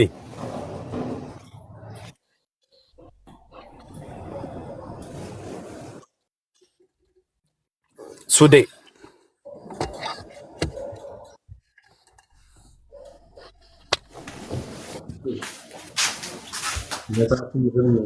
ነገርየው ኦርቶዶክሳውያን ካላችሁ ለቁጥር ጻፉና አስገባችኋለሁ። እሺ ቀጥል አባ። እሺ አመሰግናለሁ። አመሰግናለሁ። እሺ እኔ እቀበለዋለሁ። በአንተ ሳይሆን ባቀረብከው መረጃዎች በዲክሽነሪው ትርጉም እቀበላለሁ እና የመዝገበ ቃላቱን ትርጉም እስማማለሁ። ከተቀበልከው በዚህ ቃል ትርጓሜ እስማማለሁ እና መጽሐፍ ቅዱስ ላይ ከኦሪት ዘፍጥረት አይ ቲንክ ኔትወርኩ ይመስለኛል ዘግይቶ ነው የሚደርሰው። ሄሎ ኤርሚ፣ አቤት ይሰማኛል። ኔትወርክ ይመስለኛል ዘግይቶ ነው የሚደርሰው። ኦኬ እና አሁን የመዝገበ ቃላቱን ፍቺ ይቀበላለሁ እና የኔን ሀሳብ መቀጠል ከቻልኩኝ ሀሳቤን ላቅርብ። አይ የመዝገበ ቃላቱን ትርጉም ከተቀበልከው የአንተን ሀሳብ ሳይሆን የእኛን ጥያቄ ነው መመለስ ያለብህ። ከዛ አንተን ሀሳብ ደግሞ ትቀጥላለህ ማለት ነው። በመዝገበ ቃላቱ ትርጉም በመዝገበ ቃላቱ ትርጉም ከተስማማን እኔም አንተም በዚህ በመዝገበ ቃላቱ ትርጉም መሰረት አማላጅ ኢየሱስ ነው? አስታራቂ ኢየሱስ ነው? መካከለኛ ኢየሱስ ነው? ወይስ አማላጅ ማርያም ናት? አማላጅ መላእክት ናቸው? አስታራቂ መላእክት ናቸው? መካከለኛ መላእክት ናቸው? ወይስ ሌሎች ጻድቃን ናቸው የሚል ነው። እሺ አማላጅ ማለት አስታራቂ ማለት ነው ብለናል እና ስለዚህ መጽሐፍ ቅዱስ ላይ ብዙ ያስታረቁ ያማለዱ አካላቶች አሉ። ለምሳሌ በዘፍጥረት 18:23 ላይ አብርሃም በፈጣሪ ፊት ቀርቦ አማልዷል። ሙሴም እንደዛው አማልዷል። ስለማን ያማለደው? ኦኬ እሺ አብርሃም በሰዶም ውስጥ ሰዶም ልትቃጠል ስትል 10 ጻድቅ እንኳን ቢኖራት መራት ሞይቺን ሀገር ሲለው እምራት ነበር ብሎታል እና 10 ጻድቆች ቢኖሩ ለነዛ ተብሎ ሰዶም አትቃጠልም ነበረ። እንዲሁም ሙሴ በእግዚአብሔር አምላክ ፊት ቆሞ ቆይ ሙሴ ጋር ከመሄድ በፊት አብርሃም ታዲያ ስለ ሰዶም ሰዎች አማለደ? አብርሃም ጠይቆታል። ምልጃ ውስጥ ተቀባይነት አገኘ። ምልጃው እንትን ነበሯ። ተቀባይነት ለማግኘት የራሱ እንትን ነበረው፣ የራሱ መስፈርት ነበረው። ለምሳሌ ምንም መስፈርት የለም። ሰዶም እና ገሞራ ኃጢአተኛ ሰዎች ናቸው። አብርሃም ጻድቅ ሰው ነው። ጌታ ጻድቅ አምላክ ነው። ስለዚህ ጻድቁ ሰው በኃጢአተኛና በእግዚአብሔር መካከል ቆሞ እየማለደ ነበር፣ በእናንተ ትርጓሜ ማለት ነው። ስለዚህ እግዚአብሔር የባሪያውን የአብርሃምን ጸሎት ሰምቶ ሰዶምና ገሞራን ከተማይቱን እንዲሁም አዳማና ሲባዮ የተባሉትን ሌሎችንም ከተሞች ሰዶምና ገሞራ ብቻ አይደሉም የጠፉት። ባይዘዌ ዘዳግም መጽሐፍ ምዕራፍ 29 ቁጥር 23 ላይ ሄዳችሁ ስታዩ አዳማና ሲባዮም የሚባሉ ከተሞች አብረው ጠፍተዋል። 4 ከተሞች ናቸው አብረው የጠፉት። በእነዚህ 4 ከተሞች ውስጥ ያሉትን ሰዎች እግዚአብሔር ስለ አብርሃም ጸሎት ሲል ማረ ወይ? ምልጃ የሚባለው ያን ነው። በህይወት ሲኖሩ ሲቀጥሉ ነው። እንደምናውቀው አብርሃም ጠየቀ፣ ግን ከተማይቱ ከመጥፋት ግን አልዳነችም። ስለዚህ አብርሃም ስለ ሰዶም ሰዎችን ማለደ ተብሎ ሊባል ይችላል ወይ ነው? አብርሃም ማልዷል፣ ግን እንትን አልተባለለትም፣ አልተሳካለትም። ምክንያቱም እዛ ጋር 10 ጻድቅ አልተገኘም ነበረ። እግዚአብሔር ግን ምን ብሎት ነበረ? 10 ጻድቅ ካለ እኔ ሀገሪቷን እምርልሃለሁ ብሎት ነበር። ሌላ ቦታ ደግሞ ለምሳሌ የመጽሐፈ ኢዮብ ላይ ብንሄድ ኢዮብ እንደዚህ አድርገው። አሁን አንተ ምንድን ነው የአብርሃምን በደንብ ፍንትው አድርገው ሳታብራራው ኢዮብ ጋር ሙሴ ጋር ምናምን የአብርሃምን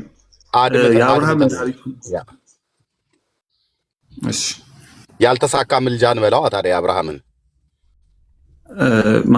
ማለት እንችላለን። አብርሃም ግን ማልዱላችኋል። አብርሃም ጻድቅ ሰው አይደለም? ጻድቅ ሰው ነው። ግን 10 ጻድቅ ቢኖር 10 ጻድቅ ቢኖር ትምራት አለ ከተማውን ብሎ እግዚአብሔርን ጠይቆት ነበር።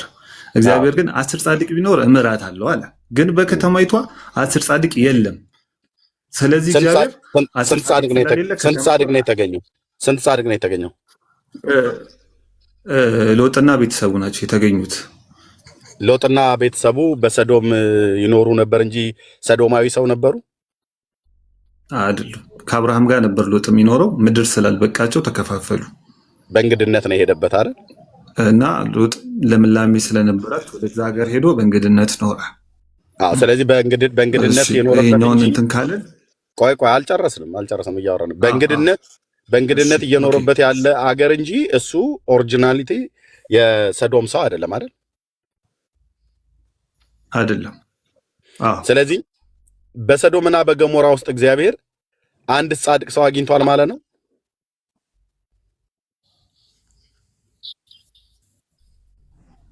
አግኝቷል ኦሪጂናሊቲ ሎጥን አግኝቶታል። የግድ ተወላጅ ነው ማለት ሎጥ የሰዶም ሰው አይደለም። በሰዶም ውስጥ ይኖር የነበረ በእንግድነት መጻተኛ ሆኖ ይኖር የነበረ የሐራን ልጅ የአብርሃም የወንድሙ ልጅ ማለት ነው። ከኡር ከለዳውያን ምድር ሲወጡ አብሮ ተሰዶ የወጣ አባት ነው። ጻድቅ አባት ነው። በጽድቅ ይኖር ነበረ። በሴሰኛ ኑሯቸው ጻድቅ ነፍሱን እያስጨነቀ ይኖር እንደነበረ ተጽፏል። ግን ሎጥ የሰዶምና የገሞራ ሰው ተወላጅም አዳጊም አይደለም። በዛ ይኖር የነበረ እንግዳ ነው አይደለም። ግን በሰዶምና በገሞራ በአዳማና በሲባዮ በሚባሉት በአራቱ ከተሞች ውስጥ እግዚአብሔር ከ50 እስከ 1 ሰው ጻድቅ አግኝቷል ወይ ነው ብያለሁ። አላገኘም።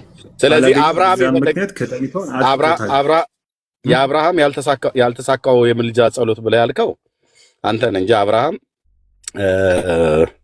ጻድቁን ከኃጢአተኛ ጋር ነው ሲጀምር። አብርሃም የለመነው ስለ ጻድቅ ነው። ጻድቁን ከኃጢአተኛ ጋር ታጠፋ ዘንድ ይህ ከአንተ ይራቅ ነው ያለው እንጂ አብርሃም ስለ ኃጢአተኞች አልለመነም።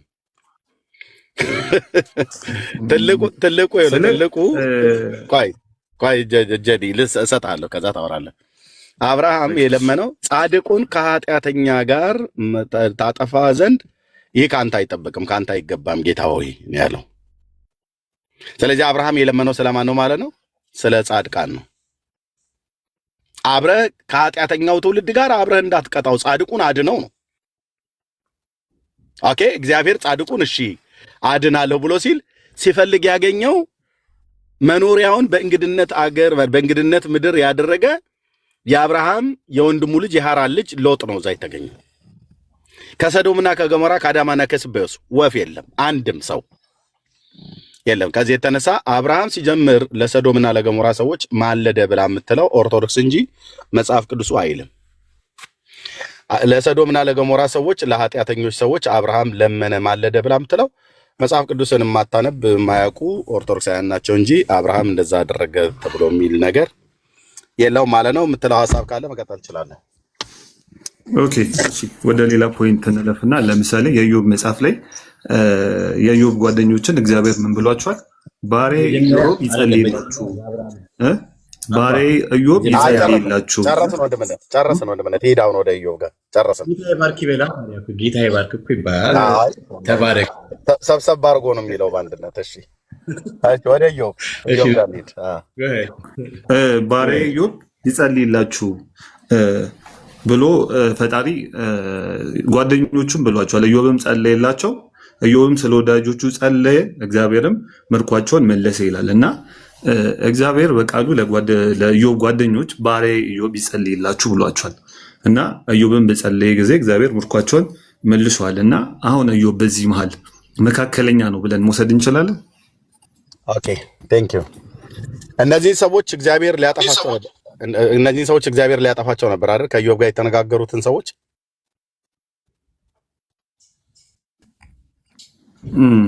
ተቆጥቷቸው ነበር እግዚአብሔር። ለምን የተቆጣቸው? ከዛን ለምን የተቆጣቸው? አሁን ወደ እንትኑ ሳይሆን ኤርሚ ወደ ፖይንታችን በእንዲህ ፖይንታችን ምንድነው? ኢዮብ ጸልዩ እነዚህ ሰዎች እና ኢዮብ መካከለኛ ነው ወይስ ወንድም አለ? ቆይ እንዲህ የሚባል ነገር የለም። እግዚአብሔር ለምን የተቆጣቸው? ሊያጠፋቸው የተቆጣቸውን ሰዎች ሊያጠፋቸው ስለነበረ ነው። ባሪያዬ ኢዮብ ስለእናንተ ይጸልይ ብሎ ያለው። ካወራን ከስር ከመሰረቱ ነው ማውራት ያለብን። ነገርን ከስሩ እንደሚባል ከመሰረቱ ነው ማውራት ያለብን። ለምን ነው እነኚህ ሶስት ሰዎች ላይ እግዚአብሔር የተቆጣው? ለምን ነበር ሊያጠፋቸው ፈልጎ ባሪያዬ ኢዮብ ስለእናንተ ይጸልይላችሁ?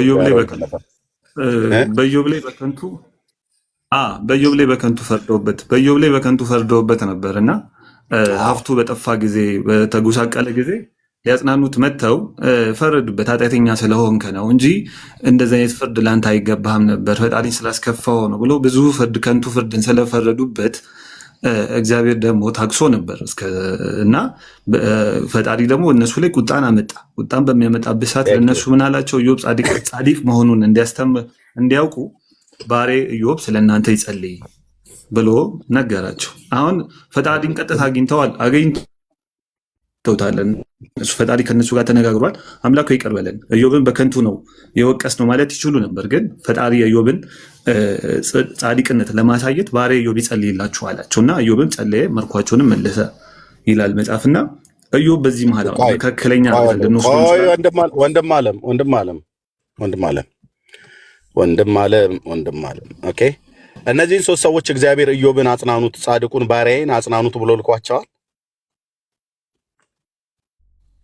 በኢዮብ ላይ መፍረድ ብቻ አይደለም፣ ቀጥሎ የተናገሩትን 28 ምዕራፍ ነው አይ ቲንክ 32 ምዕራፍ ያህል ሲለፈልፉ ነበር፣ ሲያወሩ ነበር። ኢዮብን ብቻ አይደለም የበደሉት ማለት ነው። እና እግዚአብሔር ኢዮብን ሂደዳችሁ አጽናኑ ብሎ ልኳቸዋል ወይ እነ በልዳዶስና ሶፋር የተባሉትም ማለት ነው። ይቅርታ ኤርሚ፣ ከፖይንት እየወጣ ነው። በእርግጥ ፖይንታችን መልጃና መካከለኛነት ስለሆነ መልጃ እውነት የሚሆነው ለእነዚህ ሰዎች ማለደላቸው ብለህ የምትላቸው ሰዎች በደላቸው ምን እንደሆነ መታወቅ አለበት። የሰዶም በደሉ ታውቋል አይደል?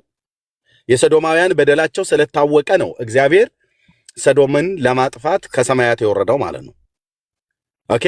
እና ያለመነውን ለሰዶም ሰዎች ያለመነውን ለኃጢአተኞች ለሰዶም ከተማ አብርሃም ማልዷል እያላችሁ ብላችሁ ያላችሁት ነገር ያው ዜሮ እንደገባ አይተዋል ማለት ነው። የለም አብርሃም አልፈነዋል ኖ እኮ ልክ እንደዛ ሁሉ እነዚህ ሰዎች ኢዮብ ጸለየላቸው ተብሎ የተባሉ ሰዎች ምን ነበር በደላቸው ብዬ ስለ አንደኛ ጻድቁን የእግዚአብሔርን ሰው ኢዮብን በደለኛ አድርገውታል፣ እናጽናናለን ብለው መተው ጎርተውታል ነው።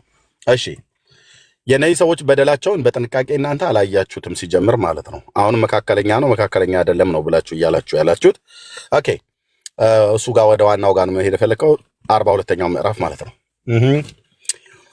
ለእነዚህ ኃጢአተኞች ሰዎች እግዚአብሔር ምንድን ነው ያላቸው? ማይጸልይላችሁ ነው ያለው። ኢዮብ ሲጸልይ ፊቱን እቀበለዋለሁ አለ አይደል? ኦኬ። ኢዮብ ስለ እናንተ ይጸልይ ብሎ እግዚአብሔር ቃል በቃል ተናግሯል። ኢዮብ ስለ ወዳጆቹ በጸለየ ጊዜ ምርኳቸው መለሰ፣ የሱም ምርኮ ተመለሰለት።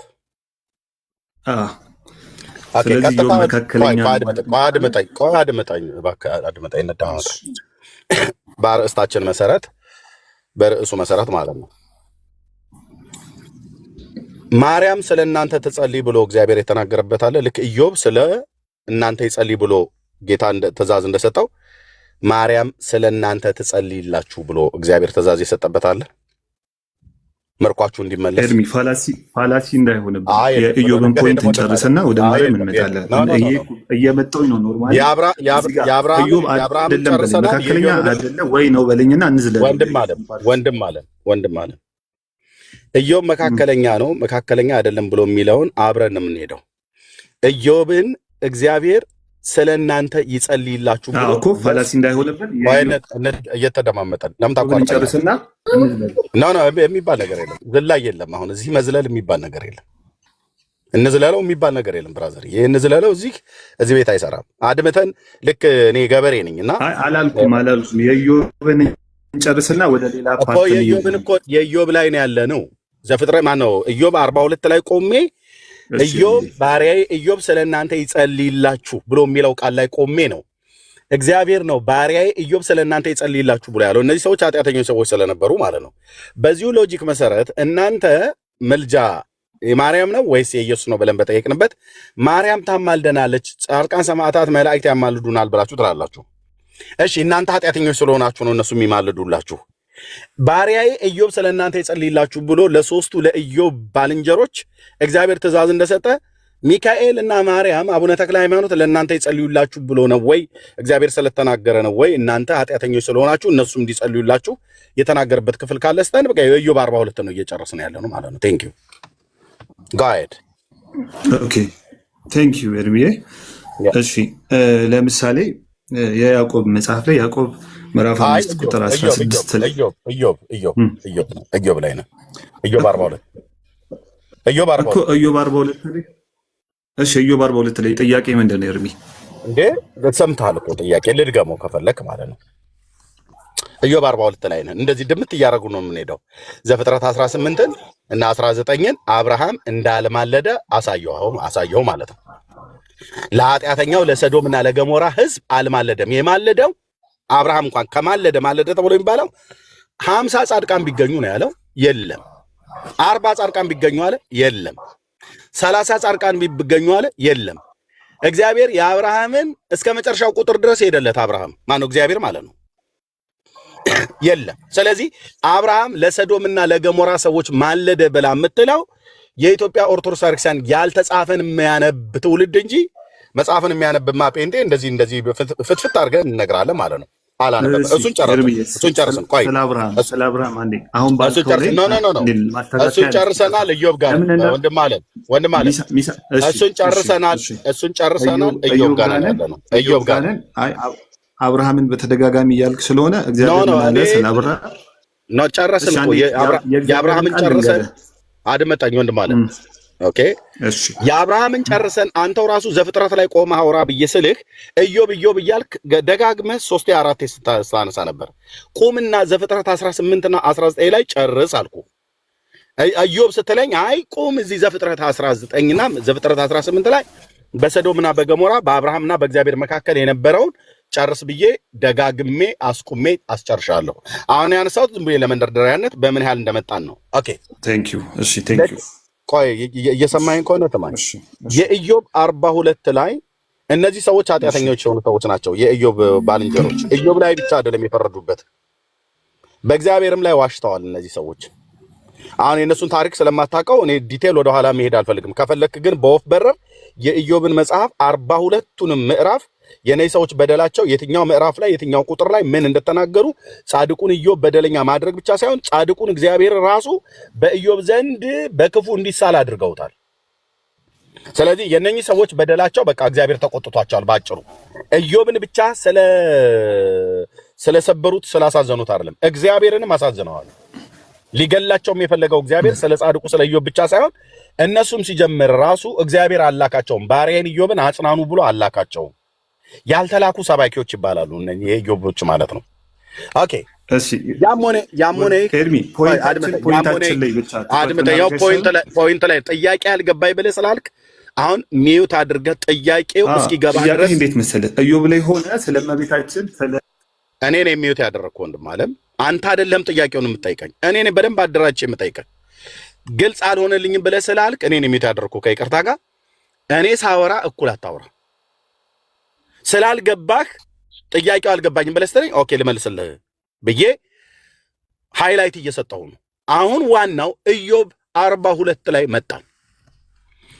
ጻድቁ ባሪያዬ ኢዮብ ስለናንተ ይጸልይላችሁ ብሎ ያላቸው እነዛ 3 የኢዮብ ጉደኛ ጓደኞቹ እነ ሶፋር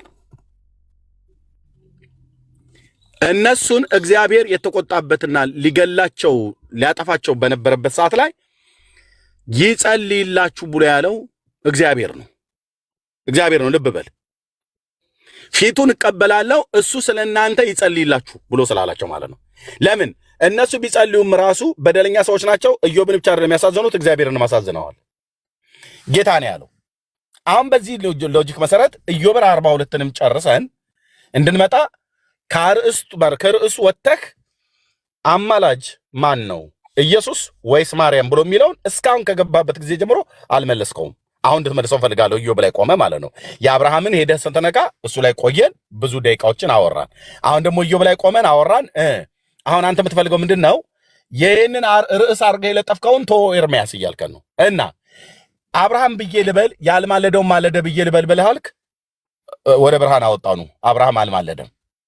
የኢዮብን ብለሃልክ፣ የኢዮብንም እንድንመልሰው ቀጥሎ ደግሞ የምጠቅሰው ወይ ሙሴ ወይ መሐመድም ብለህ ትችላለህ። ሂዶ ነው ግን ቀጥሎ የሚጠየቀው ማን የሚጠራው ማን እንደሆነ ባናቅም፣ ግን የኢዮብ ላይ ቆመን ኢዮብን ስለናንተ ይጸልይላችሁ ብሎ ያላቸው እግዚአብሔር ነው። በዚህ ሎጂክ መሰረት እናንተን ማርያም ወይ ሚካኤል ወይ ነቢያት ጻድቃን ከሞቱ በኋላ መላእክት በእነሱ ዓለም መሞት ስለሌለ ማለት ነው ስለ እናንተ ይጸልይላችሁ ብሎ እግዚአብሔር ያዘዘው አንድ ጻድቅ ወይ አንድ መልአክ ጥራ ሊልክ ኢዮብ 42 ላይ ቆመ ማለት ነው። ለኢዮብ ኢዮብ ይጸልይላችሁ ብሎ ስላላቸው እነዛ ሰዎች ጸለየላቸው። ኢዮብ ምርኳቸው ተመለሰ። ይጸልይላችሁ ብሎ አለ ጸለየላቸው ማለት በእግዚአብሔርና በእነሱ መካከል ጸሎት አቅራቢ ሆኗል ማለት ነው። ኢዮብ ስለፈቀደለት አክሰሱ ስለሰጠው እግዚአብሔር ኢዮብ ባሪያዬ ኢዮብ ስለናንተ ይጸልይ፣ ስለናንተ ይለምን፣ ስለናንተ በእኔና በእናንተ መካከል ገብቶ ይጠይቅላችሁ፣ ይለምንላችሁ፣ ፊቱንም እቀበለዋለሁ ማለት ጸሎቱን እቀበለዋለሁ፣ ሰማዋለሁ፣ ባሪያዬ ነው፣ እናንተንም ከቁጣ ትድናላችሁ አላቸው። አለቀ። ስለዚህ ጸሎትን በመጸለይ በኢዮብ በጓደኞቹ በነ ሶፋርና በነ ጓደኞቹ በነ በልዳዶስ በእነሱና በእግዚአብሔር መካከል ጸሎት አቅራቢ ሆኖ እግዚአብሔር አክሰሱን ሰጥቶት ፈቅዶለት ጸልየዋል። ይጸልይላችሁ ብሎ ስላለ ጸልየዋል። እግዚአብሔርም ሲጸልይ የኢዮብን ጸሎት ተቀበለ፣ ሰማ፣ እነዚሁንም ሰዎች ማራቸው። አሁን ነገሩን ሳናስረዝመው እንደ ድሃ ፍትሃት አጠር እንድናረገው እናንተ ማርያም ትጸልይላችሁ፣ ሚካኤል ይጸልይላችሁ፣ አቡነ ተክለ ሃይማኖት ትጸልይላችሁ ብሎ እግዚአብሔር የፈቀደበት ቦታ አለው። ልክ እንደ ኢዮብ 42 ነው እያልኩ ያለሁት። አሁን መቀጠል እችላለሁ ወንድማችን። ቴንክ ዩ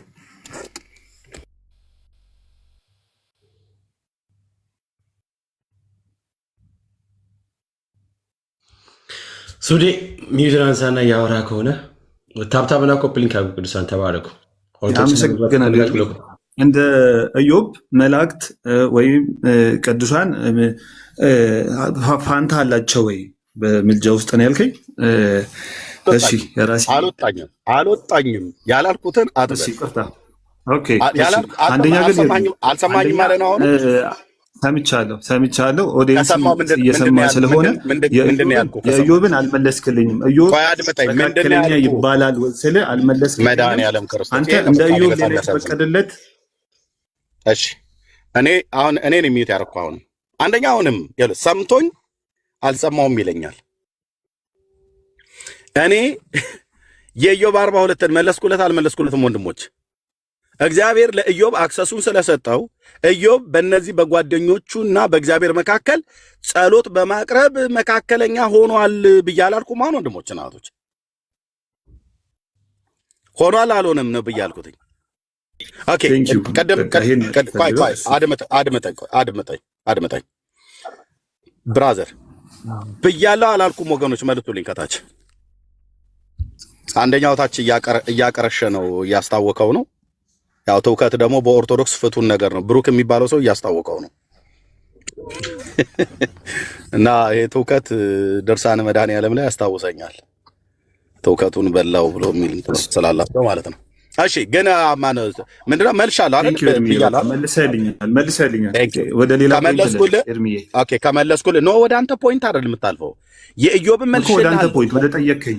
አዎ ኦኬ መልስልኝ። አዎ ቴንክ ዩ። አዎ መልሰልኛል ወደ ጠየቅከኝ። እሺ ሌላው ፓርት ምንድነው? ራእይ 8 ቁጥር 3 እስከ 4 ላይ ምን ይላል? ሌላም መልአክ መጥቶ የቅዱሳን ጸሎት እኔ ነው የሚታረኩ። አያችሁት ልመልስልህ ብሎኝ የኢዮብ ላይ የጠየቁትን ሳይመልስ ራእይ መጽሐፍ ምዕራፍ 8 ላይ አንድ መልአክ መጣና ጠና ወሰደ ምናምን ነገር ብሎ ወንድም አለም አማርኛ እኮ ነው የምናወራው ወይስ እኔ የኔ ንግግር ጆሮህ ላይ ትራንስሌት እያደረገ ወደ አፍጋኒስትኛ ይቀይርብሃል? ካልሆነ አማርኛ ነው የምናወራው። ሰምተኸኛል። ኢዮብ 42 ላይ መልሼልሃለሁ። ኢዮብ በእግዚአብሔርና በነዛ ሰዎች መካከል መካከለኛ ሆኖ ጸሎት አቅራቢ ሆኖ እንዲጸልይላቸው አክሰሱን ራሱ ጌታ ሰጥቶታል። ሲጸልይላቸውም ስለ እነዚህ ሰዎች እግዚአብሔር ምርኳቸውን መልሷል። ስለዚህ ጸሎትን በማቅረብ ኢዮብ በእግዚአብሔር ፊት ተቀባይነትን አግኝቷል። ይጸልይላችሁ ብሎ ያለው እሱ ነው። የኔ ጥያቄ እዚህ ላይ ቆሜ ኢዮብ 42 ላይ ቆሜ ይሄ ሁሉ ድፍን ኦርቶዶክሳዊ ቄሱም በቀሚስ ሴቱም በነጠላ እየተጎተተ ቤተክርስቲያን የሚሄደው ትውልድ ማርያም ታማልደናለች ብላችሁ ስትሉ ማርያም ስለእናንተ ትጸልይላችሁ ብሏችኋል ወይ? ኢዮብ ይጸልይላችሁ ብሎ እንዳለው ማርያም እናንተ ኦርቶዶክሳውያን ኃጢአተኞች ናችሁና ኢዮብ ለባልንጀሮቹ እንደጸለየ ማርያምና እነ ሚካኤል እነ ገብርኤል እነ ተክለ ሃይማኖት ስለእናንተ ይጸልዩላችሁ ብለዋል ወይ? መልስልኝ። ቴንክ ዩ።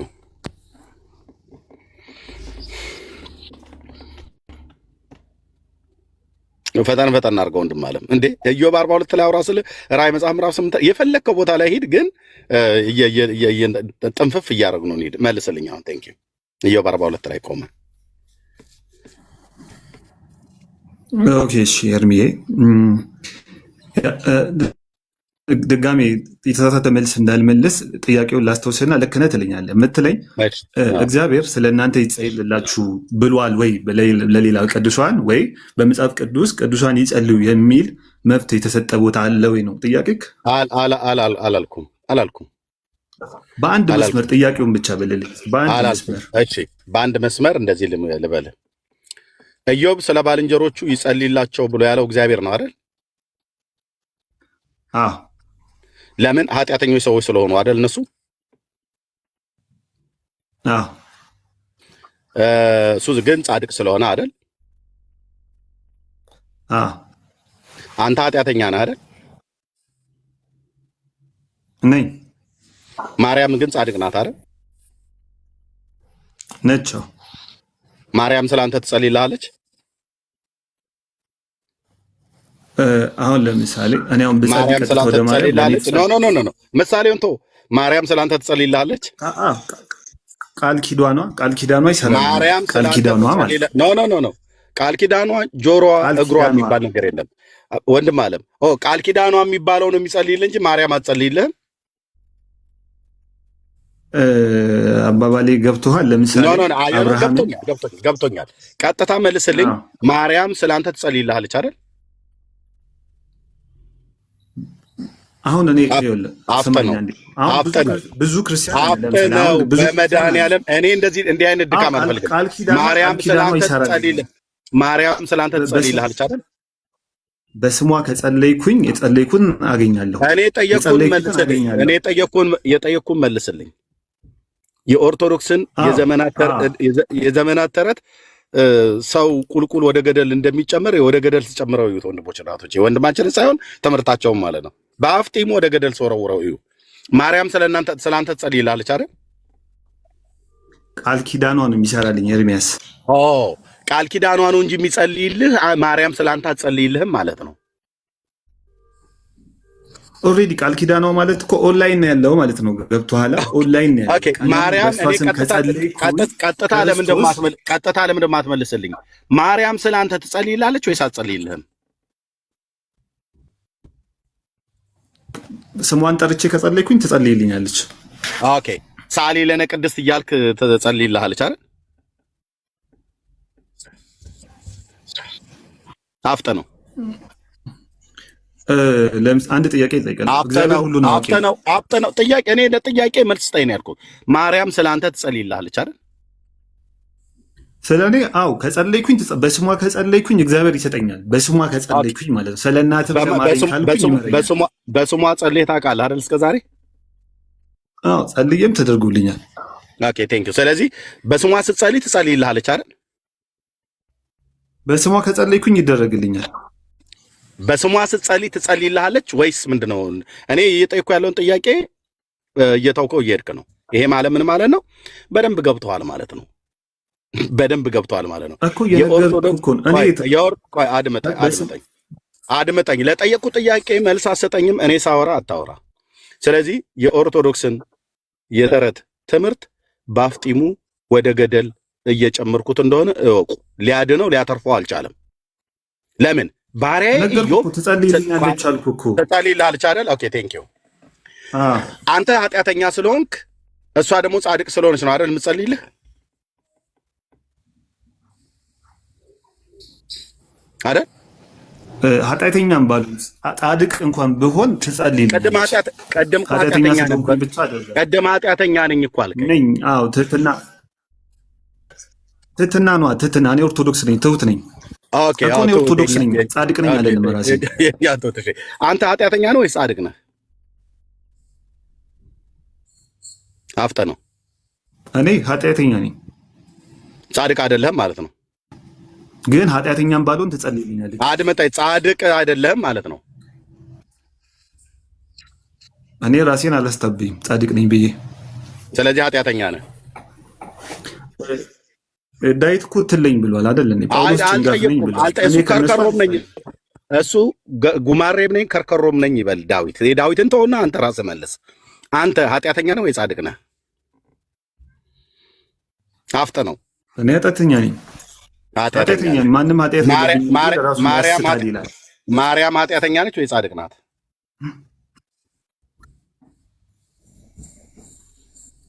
ፍጹም ጻድቅ ነች።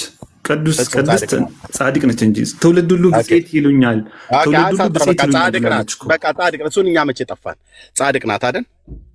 ጻድቅ የሆነችዋ ማርያም ስለ ኃጢአተኛው ስለ ሱዲ ትጸልይ ብሏል ወይ? ልክ ኢዮብ ስለ ባልንጀሮቹ ይጸልይ ብሎ እግዚአብሔር ትእዛዝ እንደሰጠው ጻድቅ የሆነችዋ ማርያም ስለ ኃጢአተኛው ስለ ሱዲና ስለ ኦርቶዶክስ ትጸልይ ብሏል ወይ እግዚአብሔር? ለኢዮብ ትእዛዝ እንደሰጠው ለባልንጀሮቹ እንዲጸልይ ትእዛዝ እንደሰጠው ፊቱን እቀበለዋለሁ፣ ጸሎቱን ሰማዋለሁ። በመጽሐፍ አንዳችሁ ለአንዳችሁ ጸልዩ ተብሏል። ኦኬ አንዳችሁ ለአንዳችሁ ጸልዩ ብሏል። አድምጠኝ። የጠየኩን ጥያቄ ቀጥታ መልስልኝ ወንድም ማለት ኦኬ። የጠየኩን ጥያቄ በትክክል መልስልኝ። አማርኛ ነው የምንነጋገረው። በጠዋት በቀኝ አውለኝ ብዬ ነው የተነሳሁት። በቀኝም ነው እያዋለኝ ያለው ጌታ። አማርኛ ነው እያወራን ያለ ነው። መልስልኝ። በደንብ እኮ ገብቷል ሱዲ፣ በደንብ ነው የገባ። እንደ እርጎ የሚገመጥ ነገር ነው እየነገርን ያለ ነው። ልብ በል። ኢዮብን ጻድቁ ኢዮብ ባሪያዬ ስለ እናንተ ይጸልይ፣ ምርኳችሁን እመልሳለሁ፣ ቁጣውንም ከእነሱ እንዲመልስ ሁሉ ጭምር ማለት ነው። ባይጸልይላቸው ይገላቸዋል እግዚአብሔር።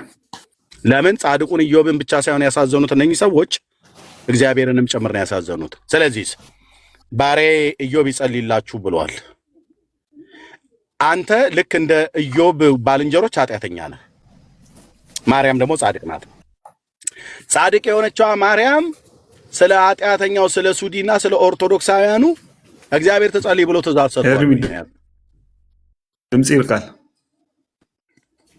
አይ በደንብ ነው የሚሰማው ብራዘር፣ ችግር የለም። እኔ መናገሩ ልምድ ስላለኝ ደግመዋለሁ፣ እሰልሰዋለሁ፣ እፎርዘዋለሁ። እንደዚሁ እንውላታለን እናድራታለን እንጂ ንቅንቅ የምለው ነገር የለም። እዚህ ጋር እንደ በድሉ ህንፃ ቆመን እንቀራለን እንጂ ከዚሁ እልፊት አልልም። ያ ደግመዋለሁ። ሻይ ልጠጣ ትንሽ ጠብቁኝ፣ ማንም ሰው ጣልቃ እንዳይገባ እና ሻይን ከጨረስኩ በኋላ መልሼ ጠይቀዋለሁ። ምክንያቱም አሁን ገብቶታል ማለት ደጋግሞ በመጠየቅ ኤርሚያስ ሐሳብ ይቀይራል ብሎ ማለት ነው። አልቀይርም። መድኃኔዓለም ይፋረደኝ። እዚሁ ነው የምናድረው የምንውለው። ኦኬ ጥያቄ አሁንም ልብ ብለህ ይሰማል የኔ ድምጽ? አዎ በደንብ ነው የሚሰማ። እንደዚህ ጋር ሲደርስ ምንድነው አልሰማ ብሎ ያለው የኔ ድምጽ? አንተ ምንድነው? እኔ አልገባኝም። ምንድነው ሌላ የምታውቁት ነገር አለ ወገኖች? ገና ሄደን ስንመጣ እዚህ ጋር ሲደርስ አይሰማም፣ ይሰማል። ትንሽ ኖ እንደዚህማ አይደረግም። አይ እንደሱ ሳይሆን አንድ ጊዜ መሀል ላይ ልገባው፣ በጣም ይቅርታ። ሁላችንም እዚህ ጋር ለመረዳት እስከሆነ ያለነው ድረስ ቆይ ፒተር፣ አሁን አንተ እኮ ቅድም አንድ ኦርቶዶክስና እናንተ ስትነጋገሩ መስማት ፈልጋለሁ ብለሃል። አንተ የጠየቀኝ ጥያቄ መልስ መልሻለሁ። አሁን ኦርቶዶክሳዊ ወንድማችን በነፍስ ውጪ ግቢ ስቃይ ላይ ነው ትቶ ወጣ አይደል? አይ ልክ ይለታል። ደግሞ ይግባ ልክ ይለታል ነው። አዎ ኢዮብ 42 እሺ አመሰግናለሁ ደግመህ ስላስገባኸኝ ማለት ነው። ያዕቆብ ምዕራፍ 5 ላይ ምን ይላል? ኖ ጥያቄ ደግሞ ያዕቆብ ጫወታ አልትጫወት እንዴ? ነው ጥያቄ ኢዮብ 42 ላይ ባለው መሰረት የጠየቁ ጥያቄ አለ። እሱን ድምት አድርገህ ጠንፈፍ አድርገህ ንገረኝ። ከዛ ወደ ያዕቆብ እንሄዳለን፣ ወደ ሌሎችም እንሄዳለን ማለት ነው። ምን ነበር የጠየቅኩ እኮ በዛ መልኩ? ወይ ምን ነበር የጠየቅኩ? ኢዮብ 42 ላይ ቆሜ ምን ነበር የጠየቅኩ? በዛ መልኩ እግዚአብሔር ለሌላ እንትን ብሏል ወይ ለሌላ አካል ወይ ለአንተ ብሎሃል ወይ ነው የሚል ጥያቄክ? አይደለም። በደንብ በላት። በደንብ ገብቷል። ጥያቄውን በደንብ አምጣው። ጥያቄው በደንብ ገብቷል። የጠየቁን ጥያቄ በአንድ መስመር አንዴ በለልኝ። ይቅርታ ነው አልልልህም። 4 ጊዜ ብዬልሃለሁ። በአንድ መስመር አይደለም በ4 መስመር ደጋግሜ ነግሬሃለሁ። ጥያቄው ምን ነበር ያልኩት እኮ? በዚህ መንገድ በየትኛው መንገድ? በዚህ መንገድ ብለህ አትበል። ለኢዮብ በተባለው መንገድ ለሌላ ቅዱሳን ተሰጥቷል። እንደዚህ አይነት እንትን አይደል ያልከኝ? ምን የምልጃ ስልጣን ወይ ደግሞ ጸልዩ ተብሏል ወይ? አይደል? እንደዛ አይደለም የጠየቁ። ኦኬ እሺ። በኢዮብ 42 ላይ አሁንም ልብ ብለህ ስማኝ፣ ካልሆነ እታች ወርደህ ታብታብ ታደርጋለህ ማለት ነው። በኢዮብ 42 ላይ ባሪያዬ ኢዮብ ስለ እናንተ ይጸልያል፣ ፊቱን እቀበላለሁ፣ ምርኮን መልሳለሁ ብሏል አይደል ጌታ? ይጸልይላችሁ ብሎ ያለው ፍቃድን የሰጠው ኢዮብ እንዲጸልይ ፍቃድን የሰጠው እነሱ እንዲጸልይላቸው በኢዮብ በኩል ኢዮብ ጸሎቱን እግዚአብሔር እንደሚቀበለው ፍቃድን የሰጠው አክሰስን የሰጠው እግዚአብሔር ነው አይደል? እነሱ ያልጸለዩት ኃጢአተኛ ስለሆኑ ነው አይደል? ጸልዩዋል። እሺ እንስማማ። እነሱ ያልጸለዩት የምን እንስማማ? እነሱ ያልጸለዩት ኢዮብ እንዲጸልይላቸው የፈለገው እግዚአብሔር እነሱ ኃጢአተኞች ስለሆኑ እሱ ጻድቅ ስለሆነ ነው አይደል? አቤት በኢዮብ በኩል ጸሎታቸውን መቀበል ስለፈለገ ነው። እነሱ ኃጢአተኞች ስለሆኑ ነው አይደል? እነሱ ቀጥታ እንዲጸልዩ በኢዮብ ላይ ስለፈረዱበት ከጣሪ ሊያስተምራቸው ኃጢአተኞች ስለሆኑ ነው ስላልሆኑ ነው? ኃጢአተኞች ናቸው። ቴንክ ዩ። እሺ አንተ ልክ እንደ ኢዮብ ባልንጀሮች ኃጢአተኛ ነህ አይደል? ነኝ። ማርያም ግን ጻድቅ ናት አይደል? እንደ ኢዮብ ከኢዮብ በላይ በዓለም ላይ ከማርያም በጽድቅ የሚበልጥ የለም። ከፈጣሪ መልስልኝ የጠየቅኩህን ብራዘርዬ። አዎ ማርያምን የሚበልጥ በጽድቅ እኮ በጽድቅ የሚበልጣት የለም ብራዘር። እሱ የእናንተን ቶፈንቶ ወሬ ነው። በራስ መጽሐፍት ላይ አሁን ባመጣ በጽድቅ የሚበልጣት ማን እንደሆነ ዘራ አብሩክ የሚባል ሰውዬ እንደሚበልጣት ደግሞ ማን ነው ዮሐንስ እጨጌ ዘጸገሮ የሚባለው እንደሚበልጣት በስልጣን ሁሉ ከእሷ በላይ እንደሆኑ መጽሐፍቶቻችሁ ይናገራል። በመጽሐፍ ቅዱስ ደግሞ በመጣልህ የዘካርያስ ልጅ መጥምቀ መለኮት ዮሐንስ ማለት ነው ከሴት ከተወለደ በቀር ከመጥምቀ ዮሐንስ የሚበልጥ የለም ብሎ ማርያምን እታች አውርዷታል። አሁን እሱን ተው፣ ጫጫታውን ተው ብራዘርዬ። በራሳችሁ መጽሐፍት ሁለት በመጽሐፍ ቅዱስ አንድ ስንሄድ በእንደዚህ አይነት ማለት አሁን እኔ ትበልጣለች አትበልጥም አይደለም። አንተ ኃጢአተኛ ስለሆንክ ማርያም ግን ጻድቅ ስለሆነች ነው አይደል የምትጸልይልህ ለአንተ ማርያም ቃል ኪዳን ስላላት ራሷ ባንደበቷ ትውልድ ሁሉ ብጽዕት ይሉኛል ስላለች ቤት መድኃኒዓለም ቤካ አሁን በዚህ ጠዋት እኔን አስገብተህ እሷ ጻድቅ ስለሆነች እኔ ኃጢአተኛ ስለሆንኩኝ ትጸልይልኛለች። ኦኬ እግዚአብሔር ያንተን ጸሎት ስለማይሰማ ነው አይደለ እሷ እንድጸልይልህ የፈለግከው? እግዚአብሔር የኔን ጸሎት ይሰማል፣ እሷ ግን ታግዘኛለች። እግዚአብሔር ያንተን ጸሎት በድካሜ ታግዘኛለች። እግዚአብሔር ያንተን ጸሎት እንደሚሰማ በምን አወቀ? በህይወቴ ላይ ነው፣ በራሴ በህይወቴ ላይ አውቃለሁ እንደሚሰማ እንደምትድኑ ታውቃለ። አድመጠኝ፣ ቆይ እንደሚሰማ እርግጠኛ ነህ አይደል? እርግጠኛ ነኝ። ታዲያ እግዚአብሔር ጸሎትን የሚሰማ ከሆነ አንተ ለምን ቀጥታ አክሰስ አታደርግም? ለምን ደሞ ማርያምን አንተ ያስገባኸው? አድርጋለሁ እኮ አንተ አሁን ኦርቶዶክስ ነበር ጸሎት የሚደረገው መጀመሪያ የሚደረግ በቤተክርስቲያን ለእግዚአብሔር ነው። ይህን ታውቃለህ አይደል? የኔ ኦርቶዶክስ ትናንትና ኦርቶዶክስ መሆኔን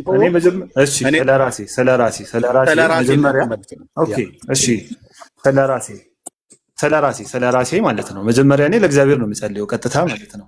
ለእግዚአብሔር ጸልያለሁ። መጀመሪያ ይሰማል አይሰማም እኮ ስለራሴ እኔ ስለ እግዚአብሔር ነው ቀጥታ ቀጥሎ ይሰማኛል። ይሰማሃል አይደል? እግዚአብሔር ይሰማኛል። ከዛ በእመቤታችን ስጸልይ ደግሞ ታግዘኛለች። ገብቶሃል? ታግዘኛለች። በእመቤታችሁ በኩል ጸልዩ ብሎ ያለ ማን ነው ትእዛዝ የሰጠ? እሱን አምጣው። ልክ ኢዮብ ባሪያዬ ኢዮብ ስለ እናንተ ይጸልይላችሁ ብሎ እግዚአብሔር እንደተናገረ በእመቤታችሁ በኩል ትጸልይላችሁ እመቤታችሁ እኔ እሷን እሰማታለሁ ፊቷን እቀበለዋለሁ ብሎ እግዚአብሔር ትእዛዝ የሰጠበትን ክፍል አሳየኝ። ልክ እንደ ኢዮብ እሷ ትጸልይላችሁ ብሎ ኢዮብ እሱ ይጸልይላችሁ ብሎ እንዳለ እሷ ትጸልይላችሁ ብሎ ያለበትን ክፍል አሳየኝ። ያኔ እውነት ይሆናል ትምህርታችሁ ማለት ነው። ቴንኪው። ኦኬ እሺ፣ ቴንኪው ኤርሚዬ። አንድምታው ምንድን ነው? በእመቤታችንም ሆነ በቅዱሳን ስም ፈጣሪ ይሰማችኋል ወይ ነው አይደል? እሷም ጻድቅ ነች እና አልወጣኝም። እሺ በደቀ መዛሙርቴ ስም ቀዝቃዛ ውሃ እንኳን የሰጠ ቢኖር አልወጣኝም። እሺ የት የሚጠጣ ጋር ትሄዳለህ? የሚጠጣውን ወንድም አለ። የጻድቅ ጸሎት በስራዋ ብዙ ታጸናለች የሚለውን ታምንበታለህ? የጻድቅ ጸሎት በስራዋ ብዙ ታጸናለች። ያዕቆብ ምዕራፍ 16 ላይ እኮ አለ እኮ ጥቅሱን አውጥተህ ማንበብ ትችላለህ። እኔ ነኝ ሚዩት ያደረግኩ። አሁን የመጨረሻ ነው የምሰጥህ። ኦኬ የመጨረሻ ማለት እኔ የራሱ ከገስት ማስወርድ ማለት ነው። እታች ሆነ ታፕ ኮፒ ሊንክ ሼር ያርክ ትሰማለህ። ስለ አመለሸጋነትህ ስለ ጠባይህ ግን ቴንኪው። ለምን ከዚህ በላይ ማሰቃየትም አልፈልግም። ተሰቃየህ እኮ የጠየቅኩት ጥያቄ እየገባህ በአንድ መስመር ንገረኝ ብለህ ትለኛለህ። እኔ በአራት መስመር እነግርሃለሁ።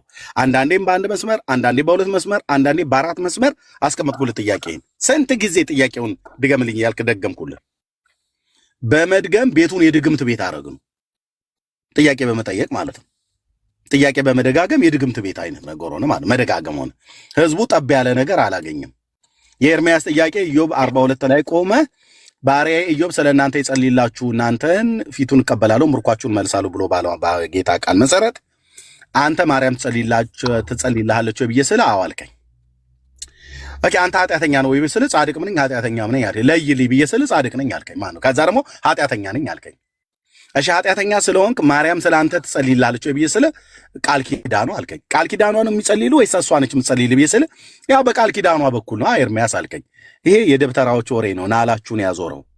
ማርያም ትጸልይልሃለች አዎ ብለህ ካልከኝ ማርያም ስለ እናንተ እንድትጸልይ አክሰስ የሰጣትን ክፍል አሳየኝ። ልክ እንደ ኢዮብ ስለ እናንተ ባሪያዬ ኢዮብ ስለ እናንተ ይጸልይ፣ ፊቱን እቀበለዋለሁ፣ ምርኳችሁን መልሳለሁ ብሎ እንዳለ ማርያም ስለ ኃጢአተኞቹ ስለ እነ ሱዲና ስለ ኦርቶዶክሳውያን ትለምን ትጸልይ ብሎ ያለበትን የመጽሐፍ ቅዱስ ክፍል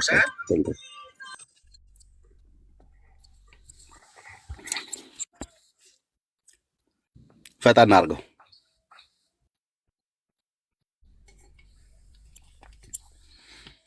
ሃሎ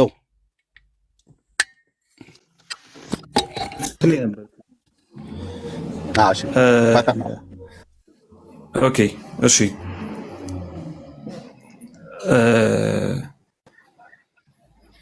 በመጽሐፍ ቅዱስ ላይ ስለ ማርያም በሙሉ አልተጻፈም። ስለ ማርያምም ስለ ክርስቶስም በሙሉ አልተጻፈም። ስለ ክርስቶስም ቢሆን ነው ጨርሰናል። ስለ ክርስቶስማ እንደተጻፈ በዮሐንስ ወንጌል መጽሐፍ ምዕራፍ 5 ቁጥር 39 በሉቃስ ወንጌል መጽሐፍ ምዕራፍ 24 ቁጥር 44 ላይ በሙሴ ሕግና በነቢያት በመዝሙራት ስለ እኔ የተጻፈው ይፈጸም ዘንድ ይገባል ብዬ ነገርኳችሁ ቃሌ ይሄ ነው ብሏል። አንድ በዮሐንስ 5:39 ደግሞ መጽሐፍት ሁሉ ስለ እኔ ይናገራሉ ብሏል። አንተ ግን ስለ ክርስቶስ ምንም አልተጻፈም ብለህ ትላለህ። ከአቅም በላይ ነው። ሱዲዬ ቴንኪው በጣም ነው የምናመሰግነው። ከፈለክ ሚዩት አድርገህ እዚሁ ይጠብቃል። ሌሎች ስለ ክርስቶስ ከ12 ዓመት እስከ 30 ዓመት ያለውን ትነግረኛለህ? ብራዘር አንድ ይሄን መልስልኛል። ከ12 ዓመት እስከ 30 ዓመት የተጻፈውን ትነግረኛለህ? ሚዩት አድርገው ጥናችን አረፍሳችን አይደለም። በሌላ ቀና እሱን ታምረ ኢየሱስ በሚባል በሚቃዥ መጽሐፋችሁ ላይ ምን እንደተጻፈ ለዓለም ገላልጬ አሳይቻለሁም አሳያለሁኝ።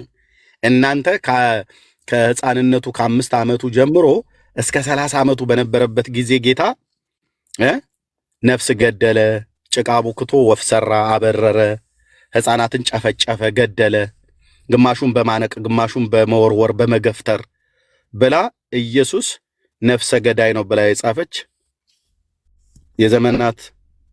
በዘመናት ተረት የጠገበች ቤተክርስቲያን የጻፈችውን መጽሐፉን በሌላ ጊዜ ያሳያለሁ። አሁን ርዕሳችን ስላይደለ እዚሁ ሆነ መስማት ትችላለህ። ሌሎች ሰዎች ይቀጥሉ። ቴንክ ዩ። ስለዚህ ምንድነው? አመሰግናለሁ። 20 ሰከንድ ስጠኝ ልወጣ ስለሆነ ማለት ነው። በውይይታችን ላይ አስተያየት መስጠት ፈልጌ ነው። አይ ምንም እንዴ በውይይታችን ላይ ማለት ነው ስለምልጃና አስተያየት ሌሎቹ ናቸው የሚሰጡት። የሰሙ ሰዎች ናቸው አስተያየት የሚሰጡት። እኔ እናንተ ሐሳቡንም ተናጋሪ አስተያየትም ሰጪ ልንሆን አንችልም። እኔ አስተያየት ልስጣብ አልሰጥም። አስተያየት መስጠት ያለባቸው እዚህ ኦርቶዶክሳውያን አሉ የሰሙ ወንጌላውያን ወንድሞች አሉ የሰሙ እነሱ ናቸው አስተያየት መስጠት ያሉበት። የኤርሚያስ ንግግር እንዴት ነበር? የኤርሚያስ ጥያቄ እንዴት ነበር? የወንድማችን የሱዲ ኦርቶዶክስ መልሱ እንዴት ነበር? መጽሐፍ ቅዱሳዊ ነው ወይ አይደለም? ነው አይደለም? እዚህ ጋር ተፋልሶ ስህተት አለበት፣ እዚህ ጋር ስህተት የለበትም ብሎ የሚለውን ሐሳብ ሰጪዎች አስተያየት ሰጪዎች ሌሎች ናቸው መሆን ያለባቸው እንጂ እኔና አንተ ተናግረን እኛው ቀዳሽ እኛው ተኳሽ መሆን የለብንም። እኔና አንተ ተነጋግረን እኔና አንተ ሐሳብ ሰጥተን እኔና አንተ መደምደሚያ ሰርተን እንደዛ የሚባል ነገር የለም።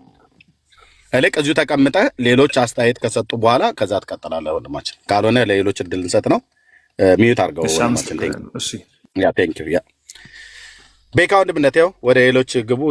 ዳጊዬም ስላለ ነግርምሽም ሃሌሉያ መጣ ነው። ሃሌ ነው። እሺ ሃሌ መጥቷል። ከየት እንደሆነ አላውቅም፣ ግን ጠይቀው